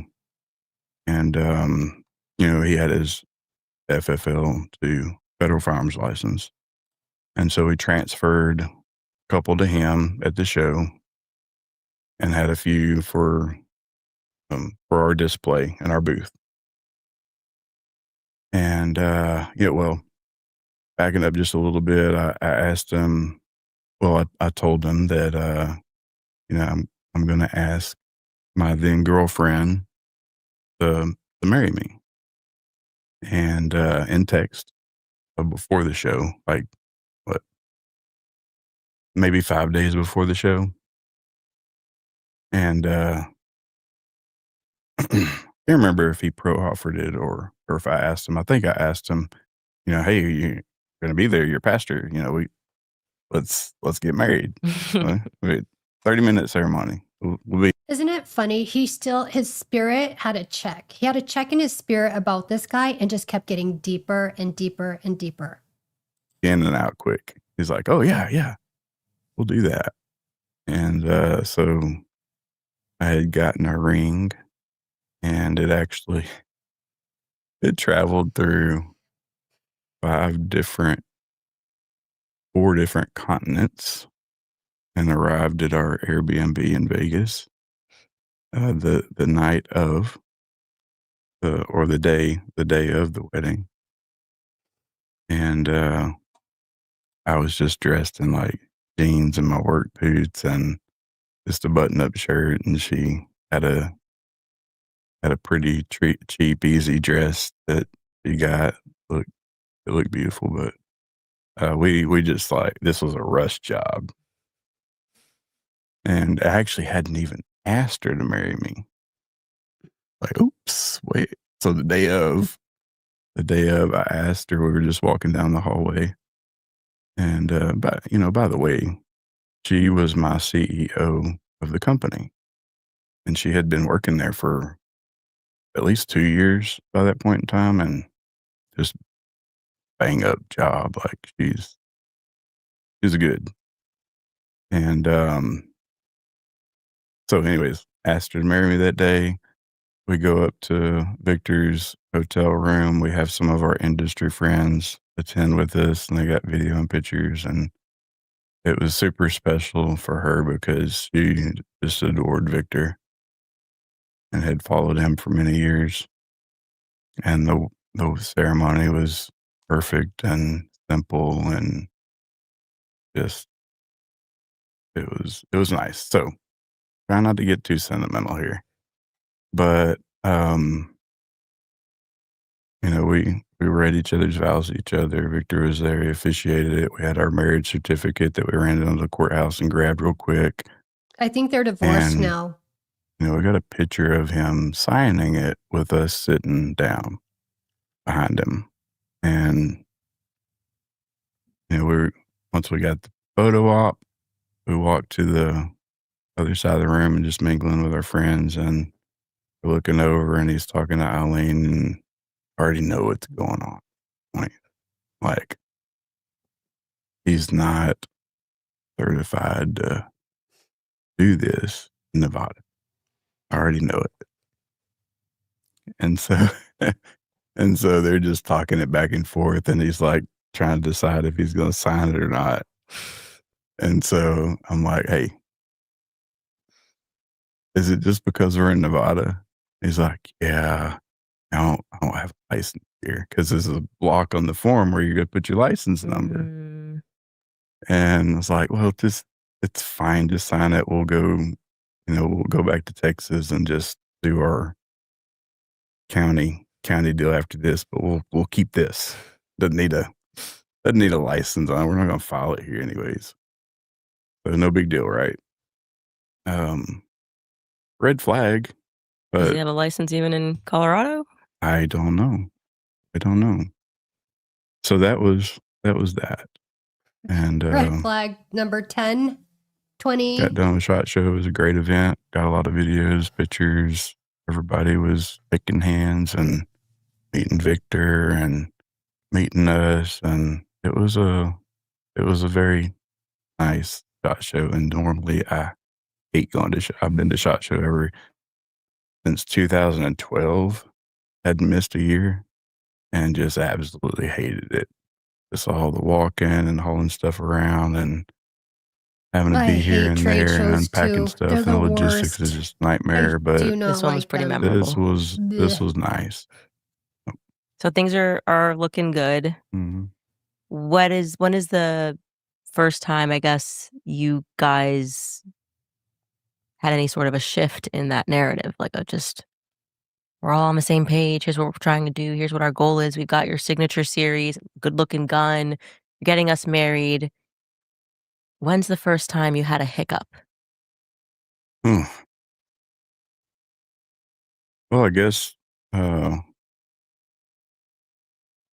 get there. So You win. Yeah, take me wherever you want. Don't, we could, I want to get the full story.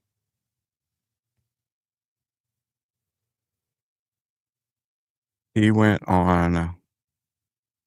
Well, we had an opportunity pop up, and I believe it was I believe it was March or April-ish. Sebastian Gorka had me on once, and me and him had talked quite a few times, and text message based, and he loved the gun, right? He's a gun guy, and so me and him kind of connected, and he said, "Okay, well, I'll see you guys Signature Series, Victor. Been trying to get him on my show forever, and let's talk about this cool mission, and let's get y'all on." So I did not want to go on. I didn't want to be on video. Can't you tell? And then I texted Victor, "Hey, Victor, Sebastian wants you to get on with him and talk about the full AR. He's been trying to get you on. He's been bugging me. Like, just go on with the dude. My wife will be there to support you through this." And Victor's like, "Yeah, I do this all the time. It ain't no problem." And tell us the genesis before we talk about Victor and the very exciting plans you have for this weapon. What is the genesis? How did you get this idea? Worse than the ick. So our inventor, Corby, he's my husband also, but he came out with a product about 7 years ago, and he came out with it because he was looking for a way to get the AR to be more compact, and decided to take the barrel nut off. And then when he figured that out, he figured that you could also fold it. And after a lot of testing and a couple of years of development, he made this a possibility. What is your mission now, Victor?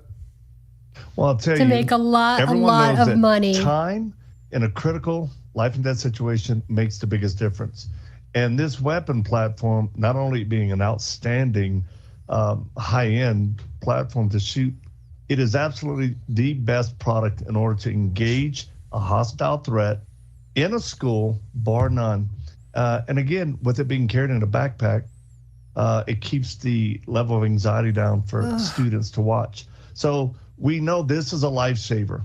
And what we want to do is to be able to see every resource officer. Does he repulse you guys?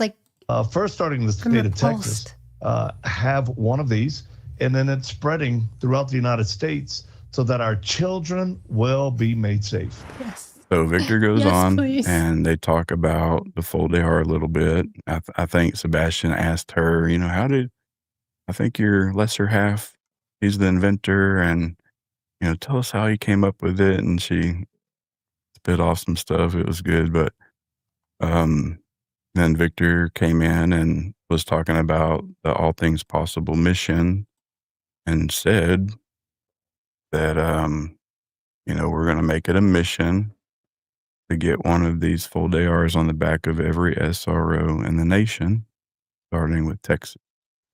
I was kind of shocked. Oh, I didn't think he was going to say that. But yeah, let's do this. And that idea was to set up a 501c3 and Of course. figure out how to get donations coming in for schools, particularly rural schools that don't have immediate access to SWAT teams or funding.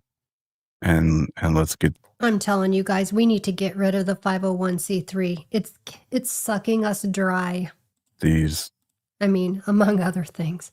Get these moving. So that happened, and it wasn't too long before we had a school that needed 5 and didn't have the budget for it. It was local to us, and we built them up, and we talked to Victor about it to get that funded, and there was kind of some pushback.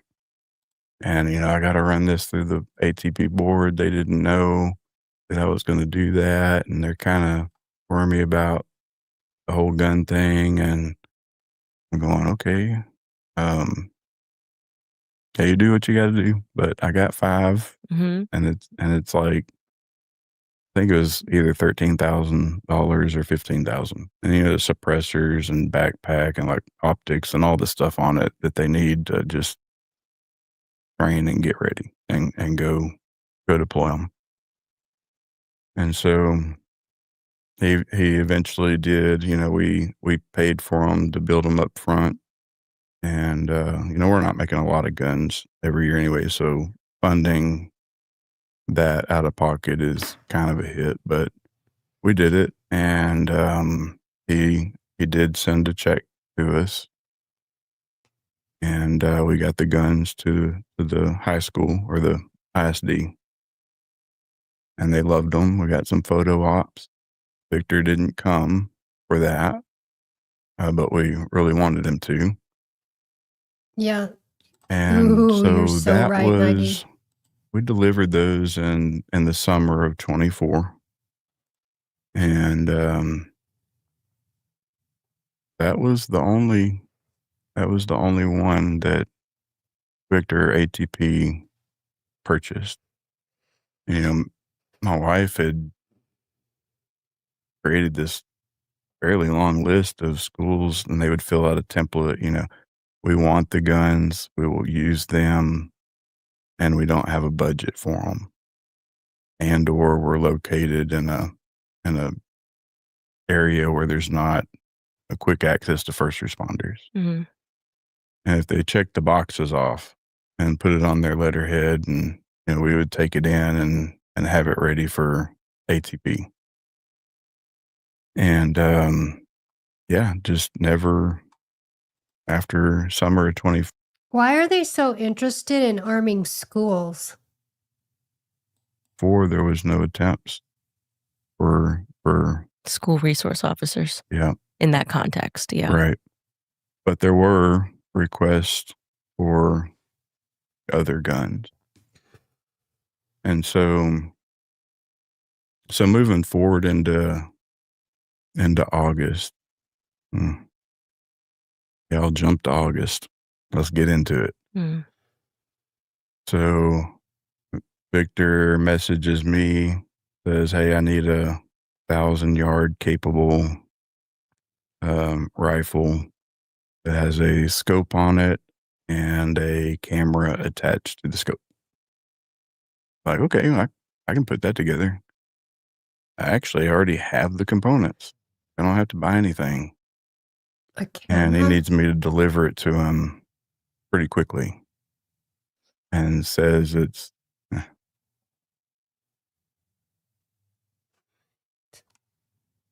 he tells me, why would you need a camera? That's interesting.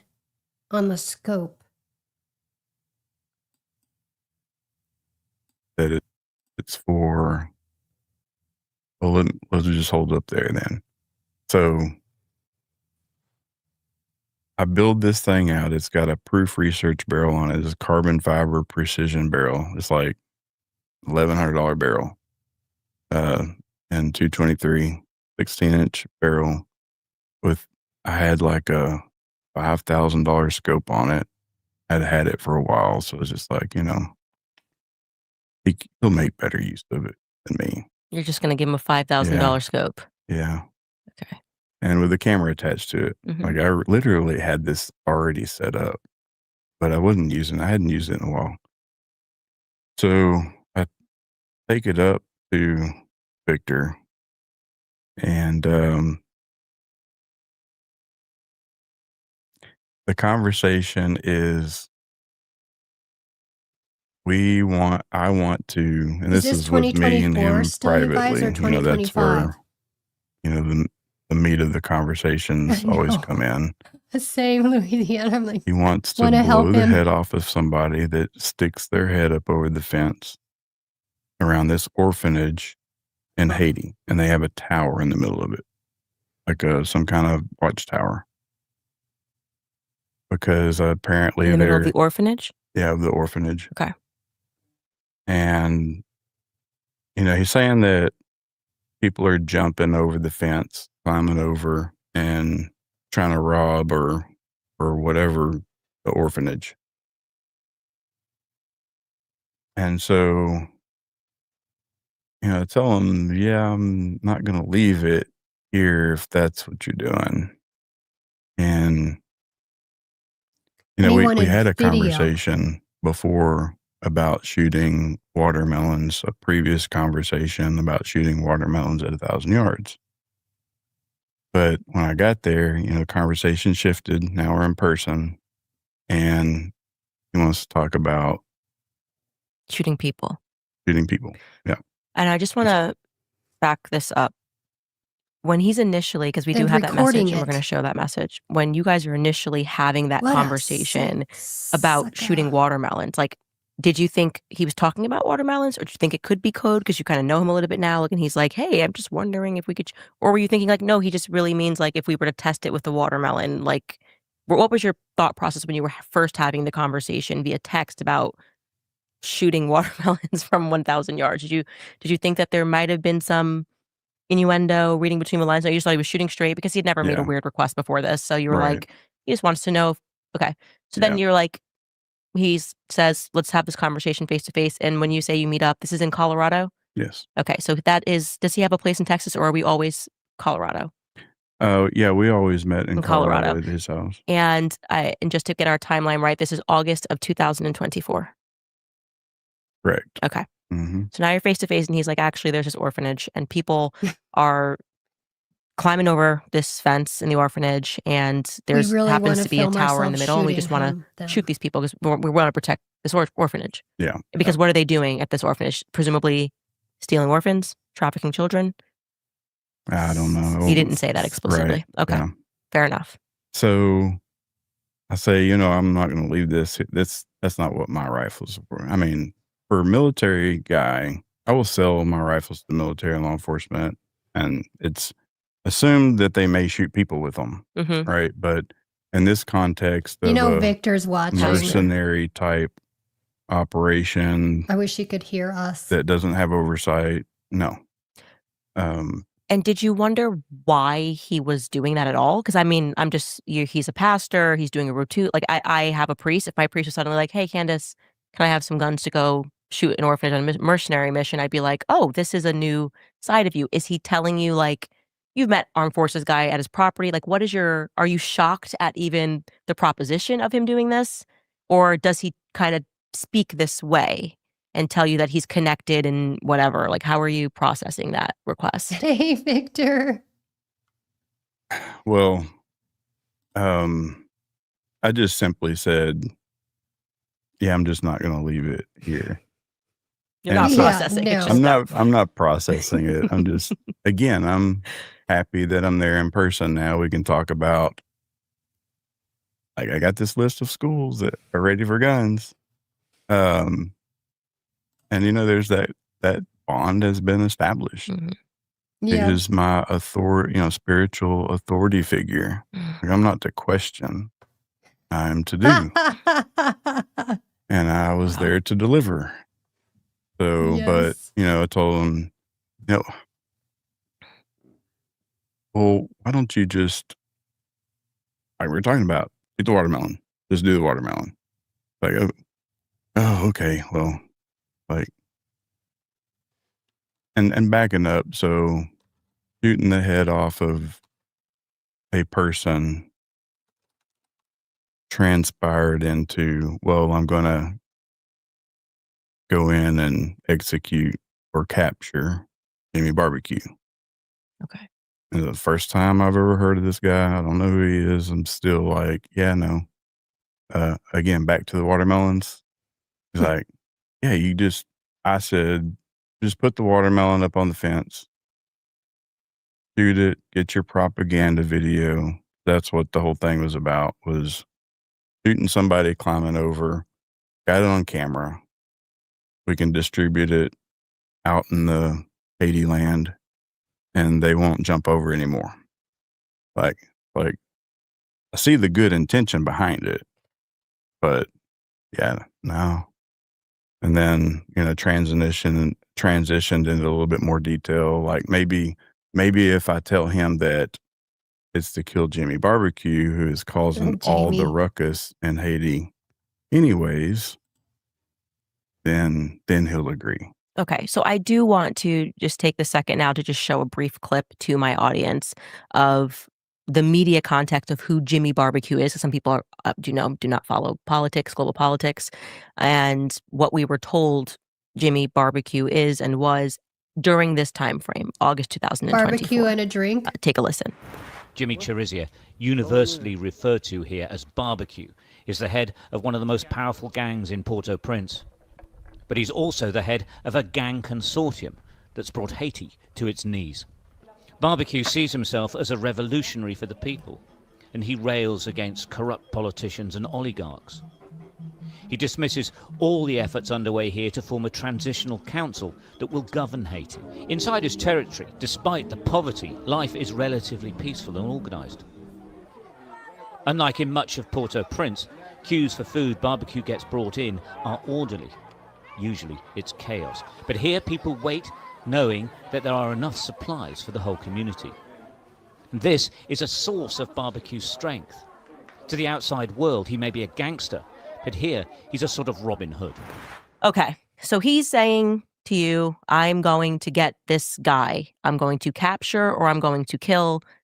You say, not with my weapon, actually. So Victor wants to run Haiti.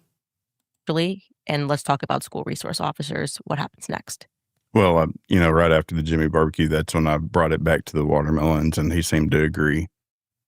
Kind of reluctant, annoyed manner, like, why are you questioning me? Mm. Maybe he was testing me. I don't know. I don't know what his intentions were. I just know what was said to me. So I didn't have a concern at that point, though, because he's like, yeah, we could do the watermelon. It's not a bad idea. And so from there, I left the gun with him, and there was no discussion about schools, or maybe there was, and it was just kind of like just nothing was. Yeah, we're still on board with the mission, but I'm dealing with this and that, and I got this mission coming up, and just never went anywhere. So yeah, we left, and then there was I know there was another. I skipped over a meeting. I went in June. Mm-hmm. The June meeting is the one I don't really remember what I did. I know I went alone. That's a dad joke. But I don't remember. I didn't deliver anything as far as I remember. But there was a June trip that I made. And the August one I do remember specifically. There was text messages surrounding it that I was able to reference against. So then in November, then he comes to Texas to my facility. And so the intent is that we're going to tour the shop. He had a couple fly him down on their private plane, and I picked them up from the airport, and we went to the shop and toured the shop. And, during that tour, pretty early on, he was there for probably four-ish hours. And, when we got alone on the shop floor and between the machines, he's like, hey, I still got this 80 stuff going on, and I need 50 guns to take and drop off in Haiti. And I said, well, that's a embargo country. So I've exported guns by this point to many different countries, and I know the process, and it's not easy anytime really. And I just knew that Haiti wasn't on that list, on the approved export list. So I was like, nah, I can't do that one, because Haiti's the last place they're going to let me export guns, probably the last place. And so I said, I suggest you don't do that with any other firearms either. I'm assuming that he just doesn't know the export laws. Mm-hmm. Why am I assuming this? He doesn't care about the laws. I don't know. But he's a high-risk humanitarian abroad. Corby He's knew been to all these more other than countries, what done Victor operations thought. in. Hindsight 2020. Of course he knew that you can't take guns and drop them off into Haiti. Did you, and I'm sorry to cut you off here, but I have a question about that. The other countries he had visited, did he ever give you again the context? Because I'm just going in my own point of reference. My priest was like, yeah, and I did these high risk humanitarian things. What's your background? How are you getting on these missions? Who are you working for? Did he ever give you that context or just, okay, so that might have been why it didn't really flag you that he was going to Haiti, because it was kind of a part of something that you knew he had done, or he says he has done in many other countries. Yeah, and then, there was already the visit before that there was Haiti discussions, and told me about the orphanage, told me about Jimmy Barbecue and the gang violence that was around. So I kind of knew the context already. It's just like, okay, well, I've already told you no once, and then you're bringing me something that's even, because you can, I suppose if you have whatever license or approval, State Department or whatever kind of approval it is, where you can go as a private citizen with your own gun and get out, do your thing, and keep your gun on you, I suppose that's a legal thing. I would have to research that, but it seems to be that that's a thing that is done commonly. But leaving guns, I know that you can't do that. Not in Haiti. Yeah, I think that's called weapons trafficking, but I'm not positive. Yep. So told him no. Told him, don't be going to some other manufacturer and getting 50, and I'm trying to look out for you, Pops. Listen to me. So I also told him that, if you place an order for 50 guns with my wife next week, can't sell you the guns, because I already know now. So, not talk about this anymore. Okay, I'll figure it out. What did he say he wanted to do with who was he dropping those guns off for? Didn't tell me that. Okay. All I was told it was for protection of the orphanage.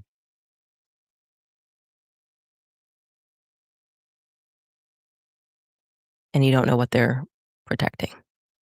I don't know any details about it, other than I was told it was a 200-acre property. I don't know if that's true or not.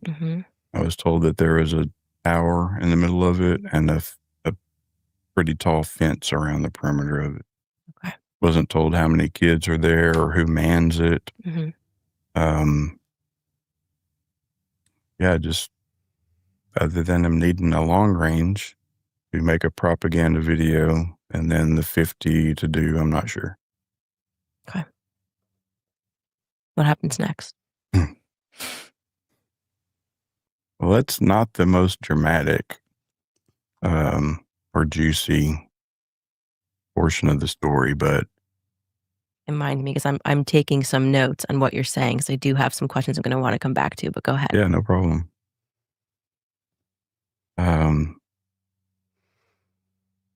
So there was not another meeting until the final meeting, which was in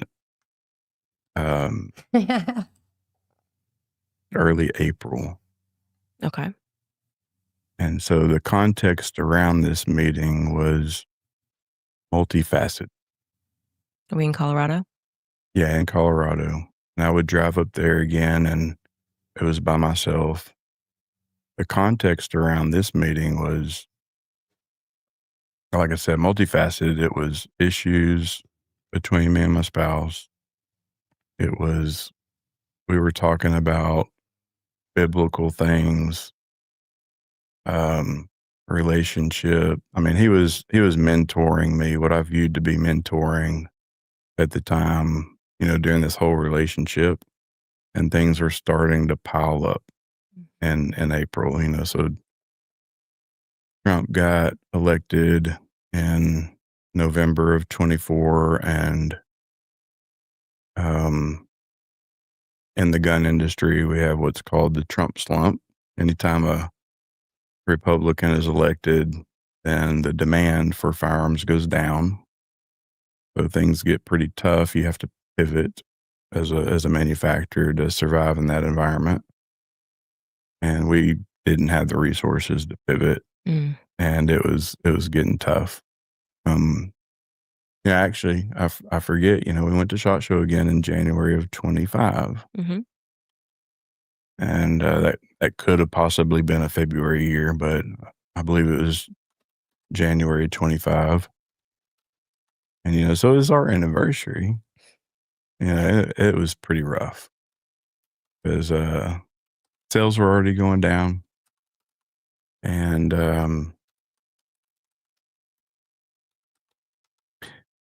just to be honest, I was struggling with substance abuse with THC, Smoking pot. gummies or vapes. Okay. Yep. How often? Like just like kind of living high? Like No, well, yeah, daily, but yeah. Gummies, popping gummies. And yeah, Popping Okay. Any other stronger Popping the substances? yeah. Okay. Are you And drinking too? no, not drinking. Okay.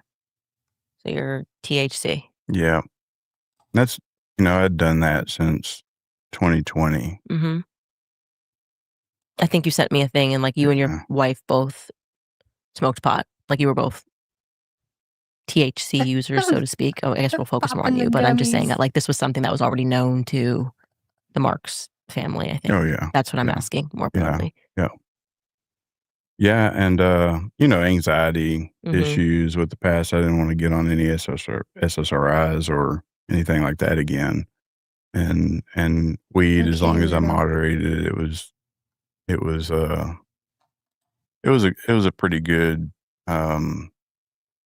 regulator of anxiety for me, as long as I didn't go overboard with it. But it became, one of those dependency things. You just got to have a little bit more, and then you get kind of dependent on it. And but now I had needed to pivot. Seriously, Maggie? 2024, Wild. the end of 2024,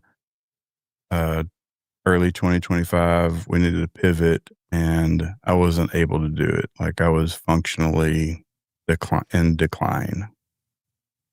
And, they weren't, the ATP thing wasn't helping. Mm-hmm. The signature series, we did sell some of them, but it wasn't, just like skyrocketing business or anything. So you But- now got the added like financial pressure, which is what That'd be causes. scary, Yeah. Jamie. Mm-hmm. And That'd so, be and real interestingly enough, slow. with my wife's involvement, the prior 3 years, we made the Inc. 5000 list in 25. Although, like, it was just, we got the notice in, she had worked so hard on it. And, with her in the CEO position, we had increased our revenue by 350% Wow. in the prior 3 years. So we earned 1608 position in the country and 60th fastest manufacturer and Ooh, first Victor in the was just region, licking his chops for fastest that. growing company in the region. Wow, we're like, oh man, we're tanking fast. How we're gonna keep the lights on? Yeah. Yeah. Yeah. So this is all building up on me, and I'm again going back to Victor and one of his guys, Chaz, for any kind of support. More so like help me figure out, number one, I'm ready to get off of THC because I got to make this pivot, and I've got to like bring my high functioning self back. Mm-hmm. A new retooling session. And there wasn't any help there. Maybe a couple nudges here and there, but and there's a text message history that I've gone through recently, and it makes sense now. All of it makes sense. A But text message chain between you and Victor What and makes sense? Chaz. What did and he Chaz, say? who is, just so my audience is aware, Chaz is his COO. COO. Victor Marks is COO of Mhm. All Things Possible. Right. Okay. And Yeah. what is it about that text chain that makes sense? Because you've mentioned it, so I think we want to Like retro hindsight is 2020, but what element makes sense? Like you're looking at this message, you're going, aha, what? Well, there was a point in there, and I don't remember which month it was, but I you know know, I was in a suicide crisis Mm-hmm. for a moment, and you know, my message to Victor was, "Hey, I'm in the parking lot of Walmart, and you know, I had bought this life insurance policy like 7 years prior, and I shopped around for one that had a suicide allowance in it for that specific reason." Mm-hmm. And I knew, you know, I was sitting in that parking lot, I was crying and said, it's making me sleepy. God's telling me that if I do this, he's not going to take me. What? So, you know, Victor's response is, oh, well, of course, don't do that. You know, the lawyers, they'll always find a loophole. Okay. And the next message is, well, I can just have you disappeared. I can have you knocked off.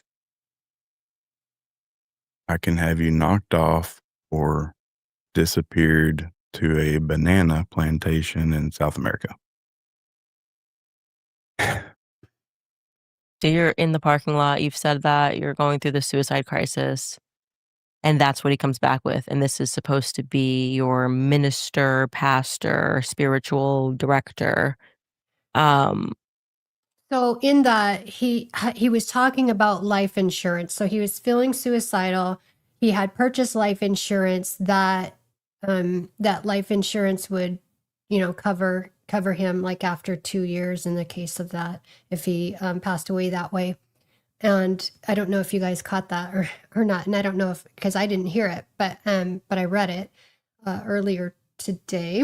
Anyways, and so then that's when Victor's like, don't do that, because attorneys can always find a loophole in that, so that his wife wouldn't get paid money.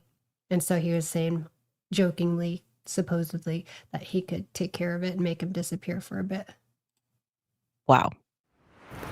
Also want to tell you guys about active skin repair, because when it comes to my kids and family, I don't take chances with what goes on their skin. That's why Okay. Or you pulled money from your 401k interest complex case section UFO. They're offering often bank visit this is because, and the reason why I'm encouraging you to talk about this is because he will use this against you. And I also just want to say to you, like, you shouldn't feel weird about that. That's the number one reason that men commit suicide. This is why men have a higher suicide rate than women. The financial pressure, the stress of finances is, there are going to be so many men watching this that can relate to that. And so when you kind of keep that inside, and like, I'm sure, like, you know, I feel ashamed, like all of that stuff, this is, I feel like, why he was able to manipulate you, and why he's so like, well, he's got mental health issues. And first off, knowing that this man is supposed to be your spiritual director, like, mine's obviously my priest in London. I couldn't imagine my priest going on an Instagram live, no matter what happens. Like, if I leave the Catholic Church and I become the enemy of the Catholic Church, there is something that is so violating about him coming out and saying, like, it might, like, you're actually going to who you're supposed to go to, right? And obviously you're Protestant, so you're thinking, this guy's telling me he's a pastor, he married me, this is the person, when I am thinking I want to kill myself, that I should be able to lock this into a box, and he's going to talk me through this and remind me that financial pressure comes and goes. Like, I remember having $9 in my bank account and like sleeping in my car. The feeling of that financial anxiety and what that can do, it can be so crippling. And he's just making a joke. Can you guys imagine your friend, your relative telling you this is what they're feeling like and this is what they're going through, and you go to a joke? I would panic. I would be like, oh my gosh, I'm coming over. Where are you? Like, hold on, I'm coming. What a twisted sicko. against you. But and with knowledge that I was on THC, I was very open about it and asking for help. So this becomes sort of this entry point of how he's just on the radio right now. Like, well, he's got mental health issues, and well, try being broke and trying to figure everything out. And I think everybody develops a little bit of a mental health issue. Right. So I just wanted to just give you just to know that that's not something that he shouldn't have made you feel about that the way he made you feel about it. I guess in his mind he was joking, but looking back at the totality of circumstances, it was something else. Oh yeah, maybe going on there, he could take your company. He didn't call you? I mean, I would just think that, like, if somebody texted me and said, hey, I'm in a parking lot and, like, I'm thinking about killing myself, my instinct would be to call, not send a text. And I'll just go to say, though, that, I was being told that you can't do this because God won't take you. So I'm telling him at the same time, these are the thoughts going through my head, but I'm not going to do it because, it's not going to work out well for me, if you know what I mean. But yeah, the response was he didn't call. And the response was, looking back on it, I want to know what he it was was thinking at the time. manipulative. What did he think about that Now, response for the right in the record, moment? After having studied scripture as much as I have since this time period forward, Did he laugh? I'm not Did he say, suicidal. that's weird? Put that on the record. And I will not kill myself, and I'm not having suicidal thoughts. So clear that. You were having a low moment. Yep. Yeah. And looking for a friend or a spiritual director. Yeah. A lot going on, Ask him what he thought in the minute. And I'm off substances. I was able to, I did get off a month before. So in February, I stopped THC in February of 25. Mm-hmm. So that's a year and a few months ago. And it took a while to detox from that.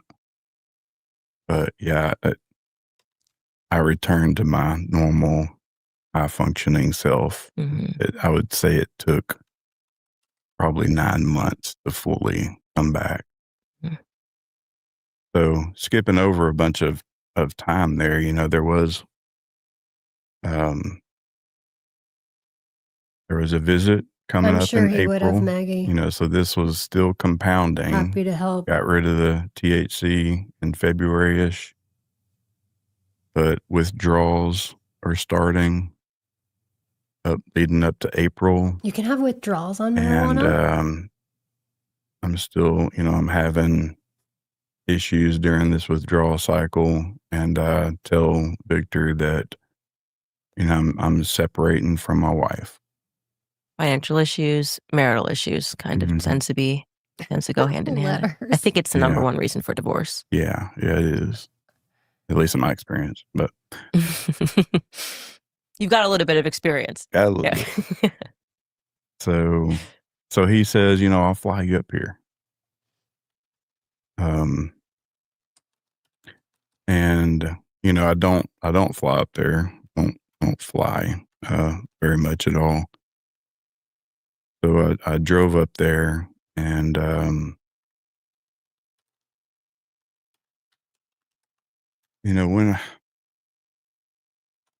when I arrive, and I guess let me fill in the gap here. So again, spiritual mentor relationship. At this point, I'm off THC. I'm in the Bible, just studying the heck out of it. At the same time, I'm supposed to be pivoting my business to figure out how to survive in this new market. And a lot going on. And as I'm doing more research in the Bible, I'm also seeing things that don't look right. And so and I'm particularly interested in at this time in deceptive Christianity. Don't forget so I come to hit the across thumbs up and subscribe. some what I consider to be false spiritual leaders in the Christian Hit all notifications quote unquote bell. movement. And I'm telling Victor about what I'm finding. And he wants me to talk to Chaz about those things. So I'm talking to Chaz too and sending him what I'm finding. And to them, I look like I'm kind of in a panic mode of discovery, and they're not really responsive, but they're just in their mind, they're like, okay, Corby's going through all this stress, and he's talking about separating from his wife, and he's coming off of THC, and we just need him here. And so, I get there, Colorado Springs, show up at the hotel and pretty late at night. And they meet me at the hotel, and we sit down at one of the dining tables. And I don't notice they got bulletproof vests on. And once we sat down, when was this? Tapped on Victor's chest where it was, and he's like, "Yeah, we just got these in, and I'm breaking them in." I was like, "Oh, cool. It's flexible." And he kind of shakes it around. He's like, "Yeah, this thing is a little bit stiff right now, but it's a really nice vest." Like, okay, not thinking anything. I'm not thinking, well, we'll get there, I guess. So they can tell I'm just worn out. I'm drained. And Victor says, well, it kind of tells me what we're going to do the next day, and says that we're going to do another retooling prayer. And I said, I was respectful. He's and I like, looked at him and said, bro. No, not doing another retooling prayer. I've figured out how to get rid of my own sin. Good for you. Plus, last time, Victor, when you retooled me, I ended up high on pot all the time. I went through withdrawals. I lost my wife, and I got suicidal. Pass. Hard pass. Not this time, buddy. And so if I was to just keep coming back to you for deliverance, then that would be me making an idol of you. And that would be good worshiping you. And I could see the grin on his face, like he was annoyed, but the demon popped out. It was concealed enough that he brushed it off. Didn't snap back or anything. Didn't say any kind of snarky comment back, and he just took it. And so then he was telling me about what they were doing that day, and it was some kind of big event. I didn't look it up, but what I heard was there was 3,500 men there, and it was kind of like some kind of spiritual, manly macho-ness of learning how to be warriors for Christ or warriors for God or something like that. And men's retreat. Yeah. Were they all veterans, do you know? I'm not sure. Okay. I'm not sure. But nonetheless, he told me about a board meeting. Well, he was talking to Chaz, really, but in one of Victor's texts to Corby, he told him, because Corby said no to the retooling and the prayer and that he basically, and because he was keeping his distance at that point, Victor attacked his manhood and said, you're not a real man.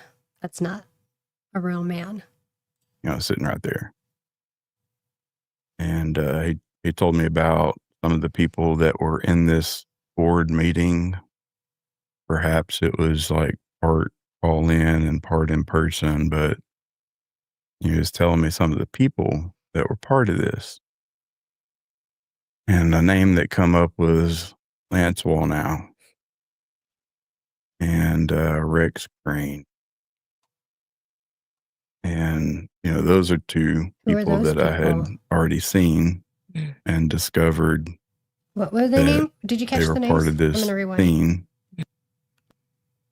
And the name that come up was Lance Wallnow and Rex Green. And, those are two people that I had already seen and discovered that they were part of this prosperity gospel, ultra charismatic type movement. NARS. NAR. New Apostolic Reformation. It's come up in my research about Charlie. Yeah. Yeah. So again, I'm thinking, hey, I'm going to do this dude a favor and kind of point these things out to him. These, the doctrine that these people are preaching, like I'm doing Victor a favor. And so I'm at the hotel. I'm in my room at that point. Chaz is down the hallway from me. And, I'm sending Chaz all this stuff. Chaz, look at this guy. Look what he's teaching, 7 Mountain Mandate. Like what? We're not here to make the world suitable for Jesus Christ to return. It like that. That's not how it goes. Taking over pillars of society. Are you kidding me? Like, what are y'all doing in organizations with these people? And so basically no responses. You kicked the hornet's nest with that one. It. Real good. Yeah, I did. Little did you know. Little. Very little. So I go to Victor's the next day. I'm not doing any retooling prayer. So we're going to basically do a detox regimen. I'll put the link of the X post that the researcher who did this, her name's Corey Kennedy, and she's the one who spent the time with Corby and uncovered all this stuff. So I am putting the link in the chat right now. And walk around his track and, talk about all the things that I've been wanting to talk about. And he wasn't really wanting to hear any of it. So, we would just kind of shift from subject to subject. We would talk about end times, prophecy, and we'd talk about marriage. And it's not to say that all of the advice that he gave me was bad. It wasn't. It was a mixture. It was a mixture of good advice and like, what are you thinking? Like, we're still talking about guns to Haiti. You brought it up again. No, I was just being facetious, but it was like that. It was always, okay, what's my next mission? When can we get some more guns? Or, well, the bigger topic was selling the business or getting an investor. And actually, backing up, probably back in December, we had talked about, hey, we need an investor, we need to sell the business. It was probably January, actually. So we need to sell the business. I'm having the suicidal issue. I'm having the this and the that issue. And hey, this is time for me to move along and figure something else out. Let's get somebody to invest or take it over. And so we had built up an investment package and emailed financials. And Victor said that he had people looking at it and like a $20 million valuation for the business and patent, and I was all about it. Just sell it and like X for a bit. I mean, this has been almost 19 years of craziness. Just to tell you, Candace, this story with Victor is not even the craziest thing that's happened in my life related to this business. It's not. But it's right on up there. So yeah, I'm there for, hey, let's talk about the business too. I got all this other stuff I want to talk about, but we got 4 days here. I ended up saying 3. Did not stay the 4th day. But we're talking about everything. And so as we're going with this conversation, well, just first day was detox, like I said. He put me in this sauna that had like this light thing, frequency thing. And it had all these colors on it. And it was already clicking, like everything's clicking for me. I'm recognizing stuff at this point. And I look at it and it's like got all these frequencies that you can select for healing certain issues of the body or mental or whatever. And it's a sauna. You just get in it and turn to the light frequency you want and sit in there for a while. In my mind, I'm going like, dang, that's new age. Like light frequencies to heal. Yeah. Like, why are we doing this? Things are starting to click a little bit more, a little bit more. Anyways, I get in it, whatever. I'm trying not to be rude. I'm just trying to survive this trip. And so I do that. We do some exercises. We walk, we talk. Victor goes and does some other stuff on the property. And I think he left the property a couple of times and left me with Jazz, and the bodyguard was there the whole time, like within a few paces of me. If we were walking, he was walking behind us. And everybody has their bulletproof vests on. I don't see Eileen anywhere the whole time. And so the third day is we're just a bunch of manly men hanging out with our vests on, our bulletproof vests. That's what we do. Where most of the weirdness starts coming in and showing itself. And so third day, we're walking around the track, and he's telling me that we're talking about business at this point. And he tells me that,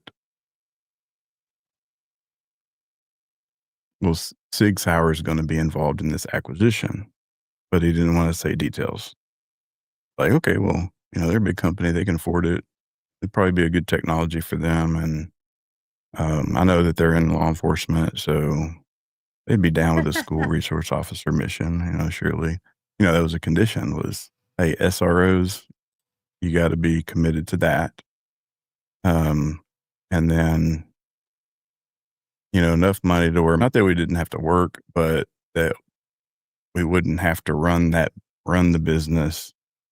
And we would have breathing space to not have to work, a regular job if we didn't want to. And not necessarily for the rest of our life, but just like good breathing space. That was the conditions, which is kind of wide open, right? And so he tells me that 6 hours involved. He tells me that Daniel Horner got one of my full ARs, and who's the top shooter in the world that shoots for SIG. He got a full AR, and he gave it the thumbs up. To Victor, who Victor represented, had a personal relationship with him. And so like everything's fallen into place, and I'm kind of, this could be a good thing. And then Victor tells me what he really wants to do. I was like, tells me, 51% and we could only come up with a valuation of $2 million. And it's just so crazy. You know, just for transparency, I put $2 million into it at the start. It's mind boggling that he would even try it, but Yeah. he must really think that you were under his spell. Well, I was coming out of it. Mm-hmm. And really it could be said that I'm not fully out of it even today. But sad. Yeah, 2 million valuation, and he wanted 51%, which meant that he was going to put a little over $1 million in and take control of the company. And I said, well, you know, the money really isn't the biggest. It is a big issue, but like I love you the that money isn't much. the biggest issue. It is the 51%, and you're wanting the patent. Mm-hmm. I didn't say no, though. Didn't say no. So my response was, well, you're too busy. And he said, well, yeah, I am busy. But, you know, with my connections and this and that you'll be able to manufacture without so much stress. And, you know, we'll be behind you for funding. I don't know why you guys are going on about really Victor. disclosing Look at how much he cares. what that meant. He's So I've been down this road before. So again, I didn't reject it, and we went for another walk. Yeah, that's nuts. And so we just continued talking about it. I remember one thing, you know, what I was wanting to do, and me and my wife were wanting to do, was be a part of the actual mission. Like in our minds, we were thinking, if we're not working the company nonstop, then we want to be part of the mission, the ATP mission. Like, where do we fit in? Mm-hmm.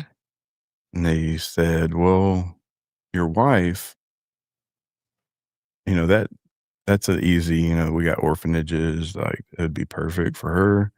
But for you, like, you're just such an outlier. I don't really know. I'm not saying you don't fit anywhere. It's just like would have to figure that out.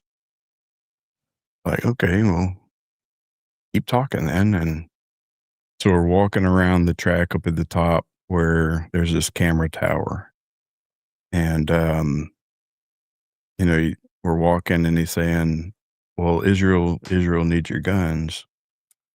And that's when he stops walking. I stop. And then he tells the bodyguard to step back a few paces.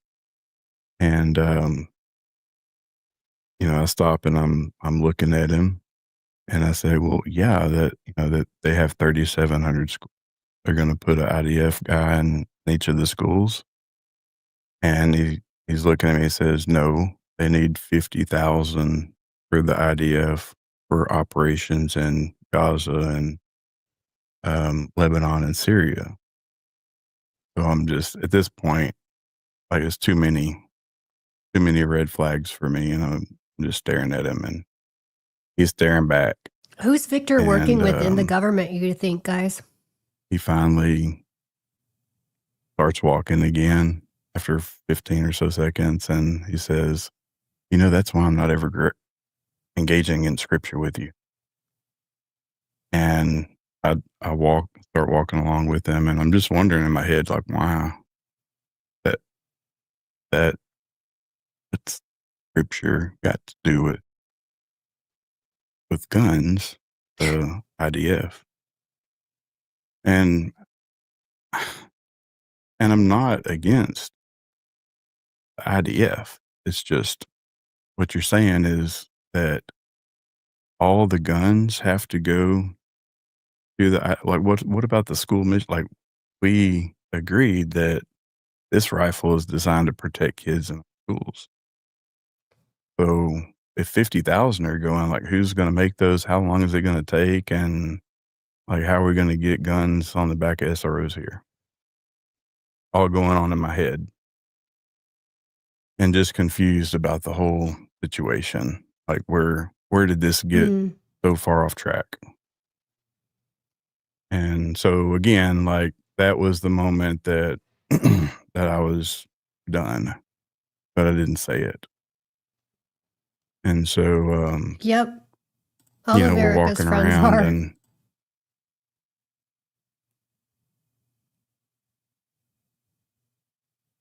I just, yeah, it's just, it's a blur at that point. I don't even know how,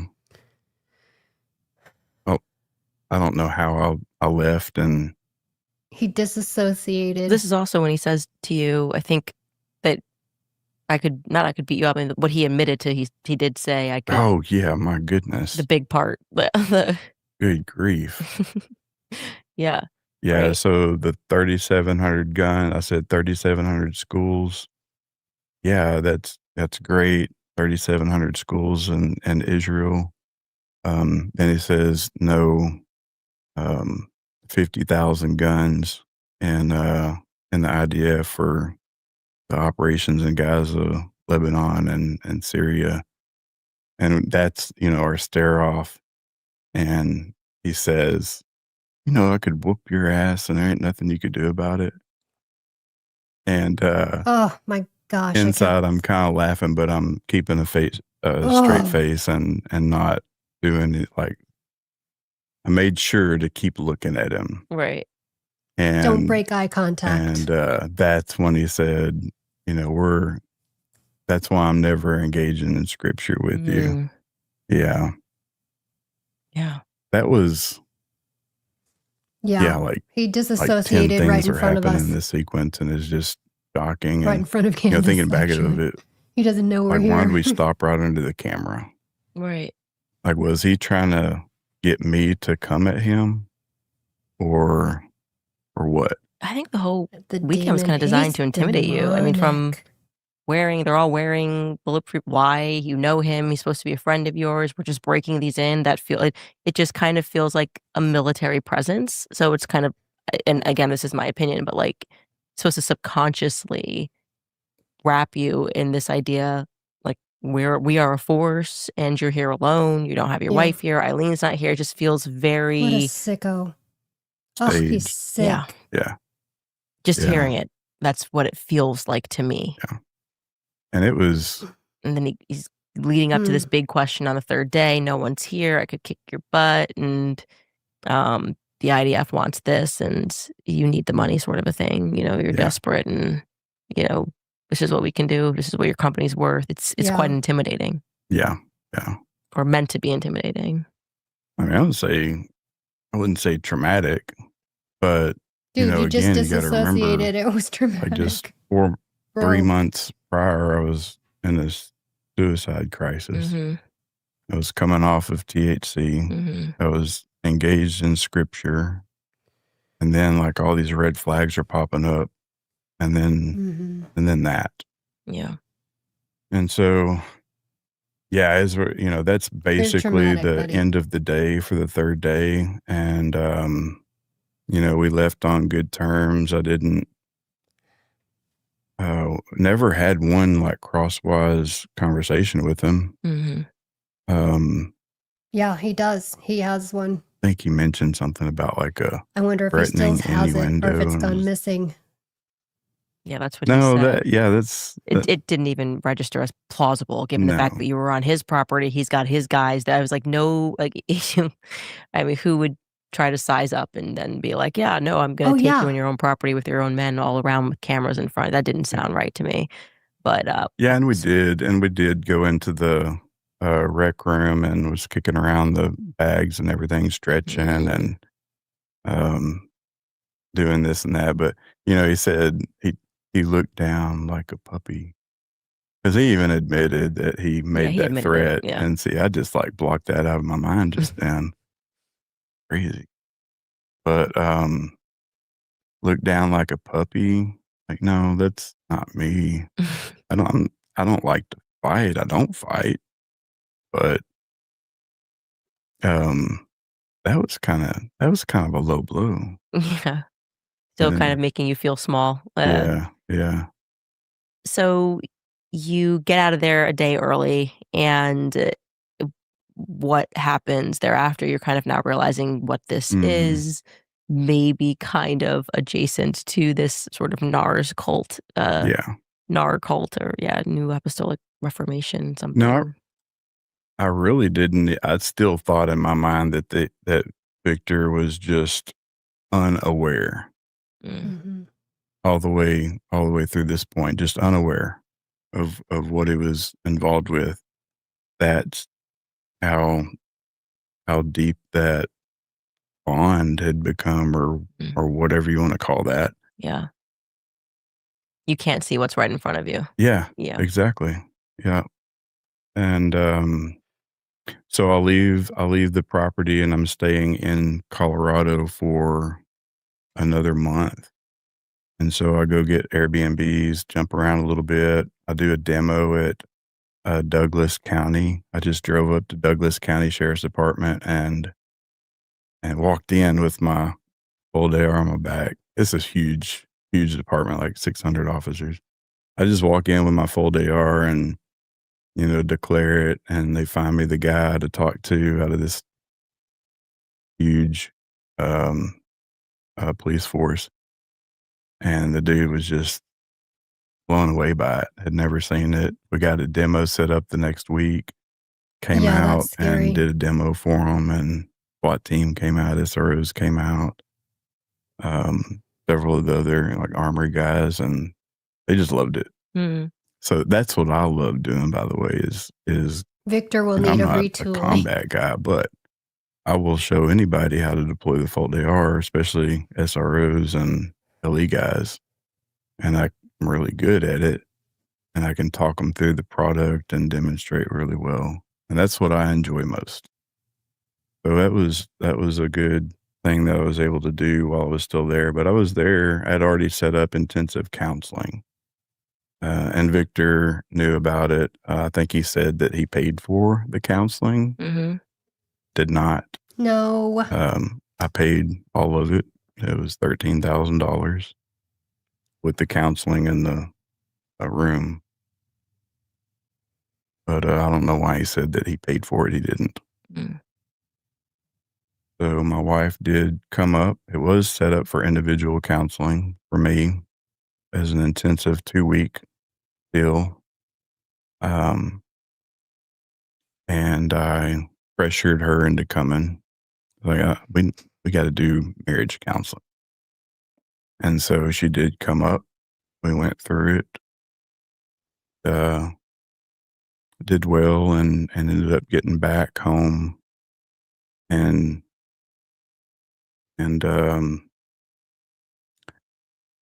yeah, I mean, that's kind of the history of the last visit for Victor Mark. So I want to also interject that in this same timeline, you did have one of your fold ARs went missing. And it's just relevant to bring this forward to, I think, kind of just an interesting interesting. It certainly is interesting. You went out to sell an AR, and I want to get the timeline right. This is June of 2024. Okay, so that one was June 24. That was an online purchase that we shipped to a gun store in Texas. Right. Okay, and so not an in-person. It was not in person, and it was for a police officer down in Texas. And then you kind of got a phone call. I know I already told my audiences, but you get a phone call from the officer less than a month later, about a month later, maybe just over a month later, that the weapon was stolen out of his vehicle while he was in Midland, Texas. Right. And he gave you the case number or the report number. Yeah, and he didn't call me. Yeah, when the incident happened, he didn't. I didn't know about it. But he, and on July the 4th, it was stolen. Purchased it in June. You guys are the best. We shipped it to his gun shop. In June, also late June. And on July 4th, it was stolen in Midland out of his vehicle. And then he notified the Midland Police Department, took a report, serial number and a report number. And so he didn't give you that report number? Not during then. It was actually, it was only a few weeks ago. Okay, so you actually didn't know that it had been stolen until a couple of weeks ago? No. After the ATF? I got the ATF trace on September the 10th. Okay, so 25. Just to kind of get our ducks in a row here, June 2024, it's an online sale. It's going to a police officer in Texas. The police officer does not inform you, but gets the gun stolen from him, I should say, in Midland, Texas. The story is, he says, which you'll find out later, is that there is his window was open or something while he went into the gas station. Someone grabbed it and he called the police, the local police. Obviously, he's a police officer, but not in Midland, and filed a report for this missing gun. You actually did not find out right away. And you did not know at all that this gun. This is the gun that Utah was looking for. Remember? Was missing or had been stolen until what next happens is on the day that Charlie was killed. Right. Oh, that's an interesting thing. I thought that you found out immediately, that he just kind of gave you, hey, just a heads up or whatever. Okay, that's interesting. So on September 10th, you get this email, which we are going to show, which is from the ATF, which they're performing something that's called an ATF trace. What I've explained to my audience is that when they do this trace, it's because this weapon has popped up, it's leading. Typically always, I think, in a crime, and they're trying to trace the gun and who's the manufacturer, who sold the gun, I guess sort of whose hands have crossed it. Am I describing that correctly? Right. And you have 24 hours to respond to this email. Right. Or I don't know. I guess they swing in the doors. I don't know what happens actually if you miss deadline, but you're not going to test that out, right? So you instantly respond to the email. Obviously, this is now on the morning of Charlie Kirk's assassination, which is definitely interesting. It's definitely something that piqued your interest of, okay, I get this trace, and suddenly this gun that I think is all good and belongs to a police officer in Texas is coming up in an ATF trace. This is really interesting. I did not appreciate this when you first told me the story. I thought police officer had instantly informed you. So you're thinking that's kind of weird. I now know that this gun is potentially been used in a crime. What happened to this gun? You contact the person that you sold it to, a police officer, and much later, not on the day of Charlie's assassination. Right. I'm sure because you just don't know what to think of this. Obviously, lots going on. How much later-ish? Doesn't need to be perfect. Couple months, couple weeks, because it's kind of in the back of your head. No, like, that was it weird. it was about, I would say, about 4 weeks ago from today, a month ago. So very recently. Yeah. Because it's just kind of in the back of your mind, like, that was a weird thing. Mhm. And I don't know why this would be involved in a crime at all, because I sold it to a police officer. Feels kind of safe. And at that moment, did you leave a message on his phone when you called? Did he pick up instantly? He picked up instantly. Okay. And he told you the story of, oh, actually, that's so funny that you say that. And you ask him, hey, did the ATF call you? He tells you the ATF did not call him, actually. They called you, and Well, didn't call me. They did. they emailed you. They did not email him or trace anything with him. How weird. Actually, what happened was I actually lost that gun at a gas station because somebody took it from me. I called the police, and then he gives you the report number after you hang up the phone. Yeah, I sent it in a text message. Okay, and we can show that this text message that you received of the report number. You feel confident when you're talking to him that he's telling you the truth? I think you told me that you felt like... Yeah, I felt like he was telling the truth. Okay. I will say I had trouble with the story. I've already expressed that to my audiences, just because I go off of vibes sometimes. And for me, when I heard the story of like a police officer, calling the police, police officers tend to be embarrassed if they get something taken from them, because, like, we're the police officers, we're supposed to stop the crime, and then it happens to us, and they get all proud and, well, I'm going to hunt this guy and kick down with, they kind of are excessive when it happens to them or someone that they love or in their immediate circle. Even if you cut off a police officer, suddenly they're like giving you the worst ticket ever, It's like, I'm a police officer and you violated the laws. I found it even more unusual. And again, I'm speculating here, but I just am familiar with Midland, incredibly wealthy area because of the oil. And I thought it was very strange that a gas station wouldn't have cameras. And you had asked him about that. And what was the reason he told that he didn't? The cameras weren't facing, or they didn't have footage. What was the? Yeah, I think it did have cameras, and he told me that he did go in and check, but they couldn't see the visual of it, I guess at the angle the vehicle was parked or wherever it was parked at, but it didn't tell me too much about that. Yeah. Yeah, I struggled with that a little bit. I'm going to be honest. It's a gas station, wealthy area. I just felt that would not be too likely. And then also just that a lot of unlikely things that happened there. So, but I did say I have not had the time yet to reach out, which I'm going to do, to hear that story. Mm-hmm. There's something about it that just instantly strikes me as very odd. For whatever reason, that strikes me as very odd. And I don't know this, so I'll ask you the question. In that typical scenario, shouldn't they have done the trace on him first? So they do the trace on the manufacturer. Mm-hmm. Then it went to a gun store that he has his gun sent to. Mm-hmm. Mm-hmm. And then they're supposed to do the same trace for the same serial to that gun store.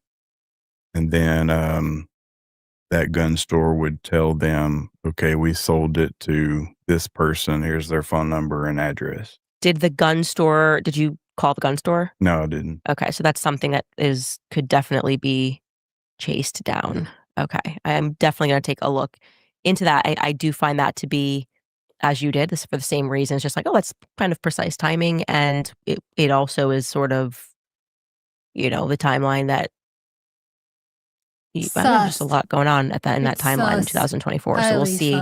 But that definitely was of interest to me, of just a lot of planes were coming out of Texas that day in general, I think is why it kind of also flagged me as weird, is just looking into the Charlie Kirk assassination and things of that nature. And then kind of this weird connection with Victor's like trying to get these guns from you in that time frame for different things. And he's giving you the Haiti spiel.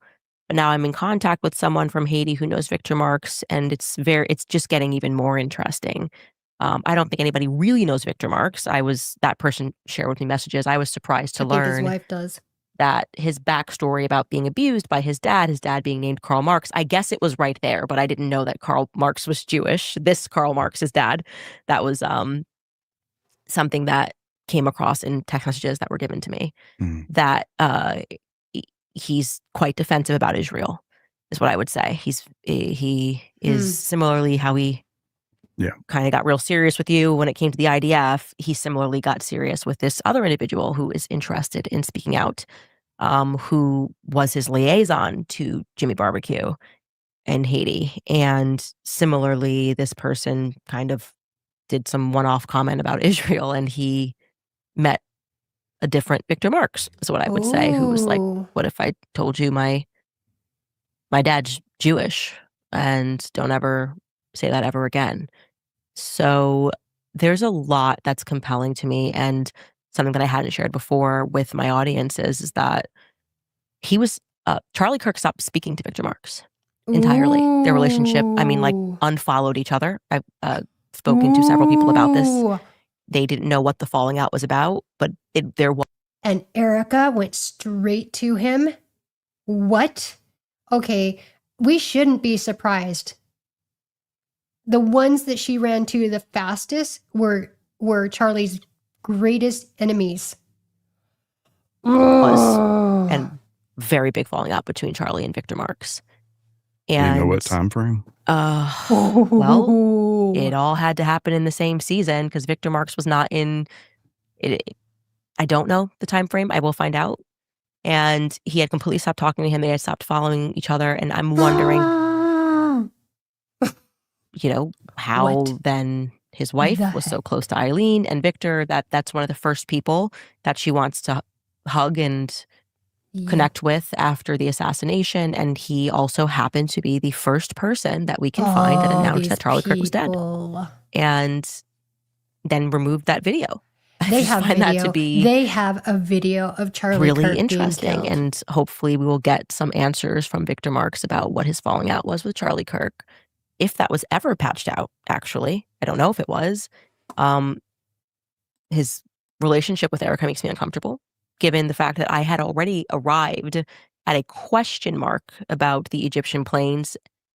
My thesis was that they were trafficking weapons, based off of the pattern over 3 years, beginning in the same time frame that you're discussing in 2023.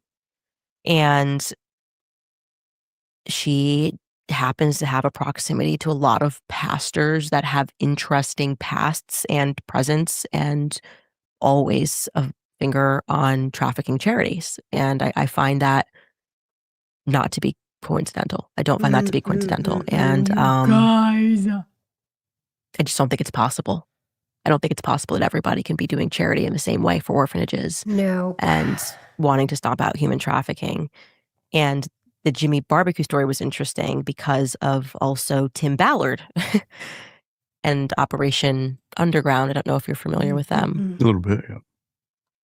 Yeah. I had interviewed him, had heard the story, totally fell for the story that he was helping these victims. And then he arrived in a massive scandal where people were saying, no, that's not actually what he was doing overseas. And so it's another piece that I need to put together. But there just sort of seems to be a lot of these connecting themes with, you know, my heart's in the right place. I'm doing charity. I'm doing this. This is the theme of the charity. I'm protecting orphanages. And I think that there potentially could be more here. And I think the biggest theme, and the one that's the most upsetting in listening to your story, the current that runs through all of this is this faux faith. And yeah, it feels faux like faith. The entire world was given this retooling prayer, so to speak, after Charlie died. I feel like we went through that, but publicly, where suddenly we're being told this is all God ordained, and this is who you have to follow, and this is who you need to listen to. And if you question Charlie would do it all over again. You've got demons on you, and this is, I think, what was so compelling about your story, because it was a microcosm of what we have seen happen since Charlie passed away, and we have this Victor Marks connection. And I find the manner in which he dealt with you to be sort of the manner I agree, Jeff. in which Turning Point, the stage, everything, they have dealt with us publicly. Like, this is what God has ordained and nobody should question this. And yet we all feel the darkness. Everyone, that collectively, the world feels a darkness there outside of the, little bubble of it's the mainstream media Trump, that's too. trying to conduct the retooling prayer on us. And his administration.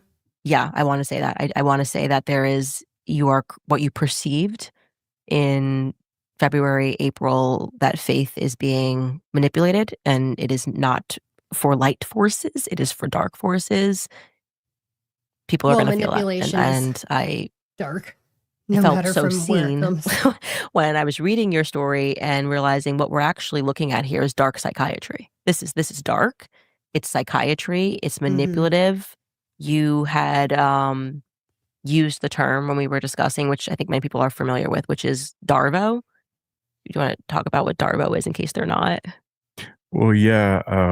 This is something I just learned over the past few days is a Darvo, if I can remember properly, it stands for deny, attack, reverse, victim.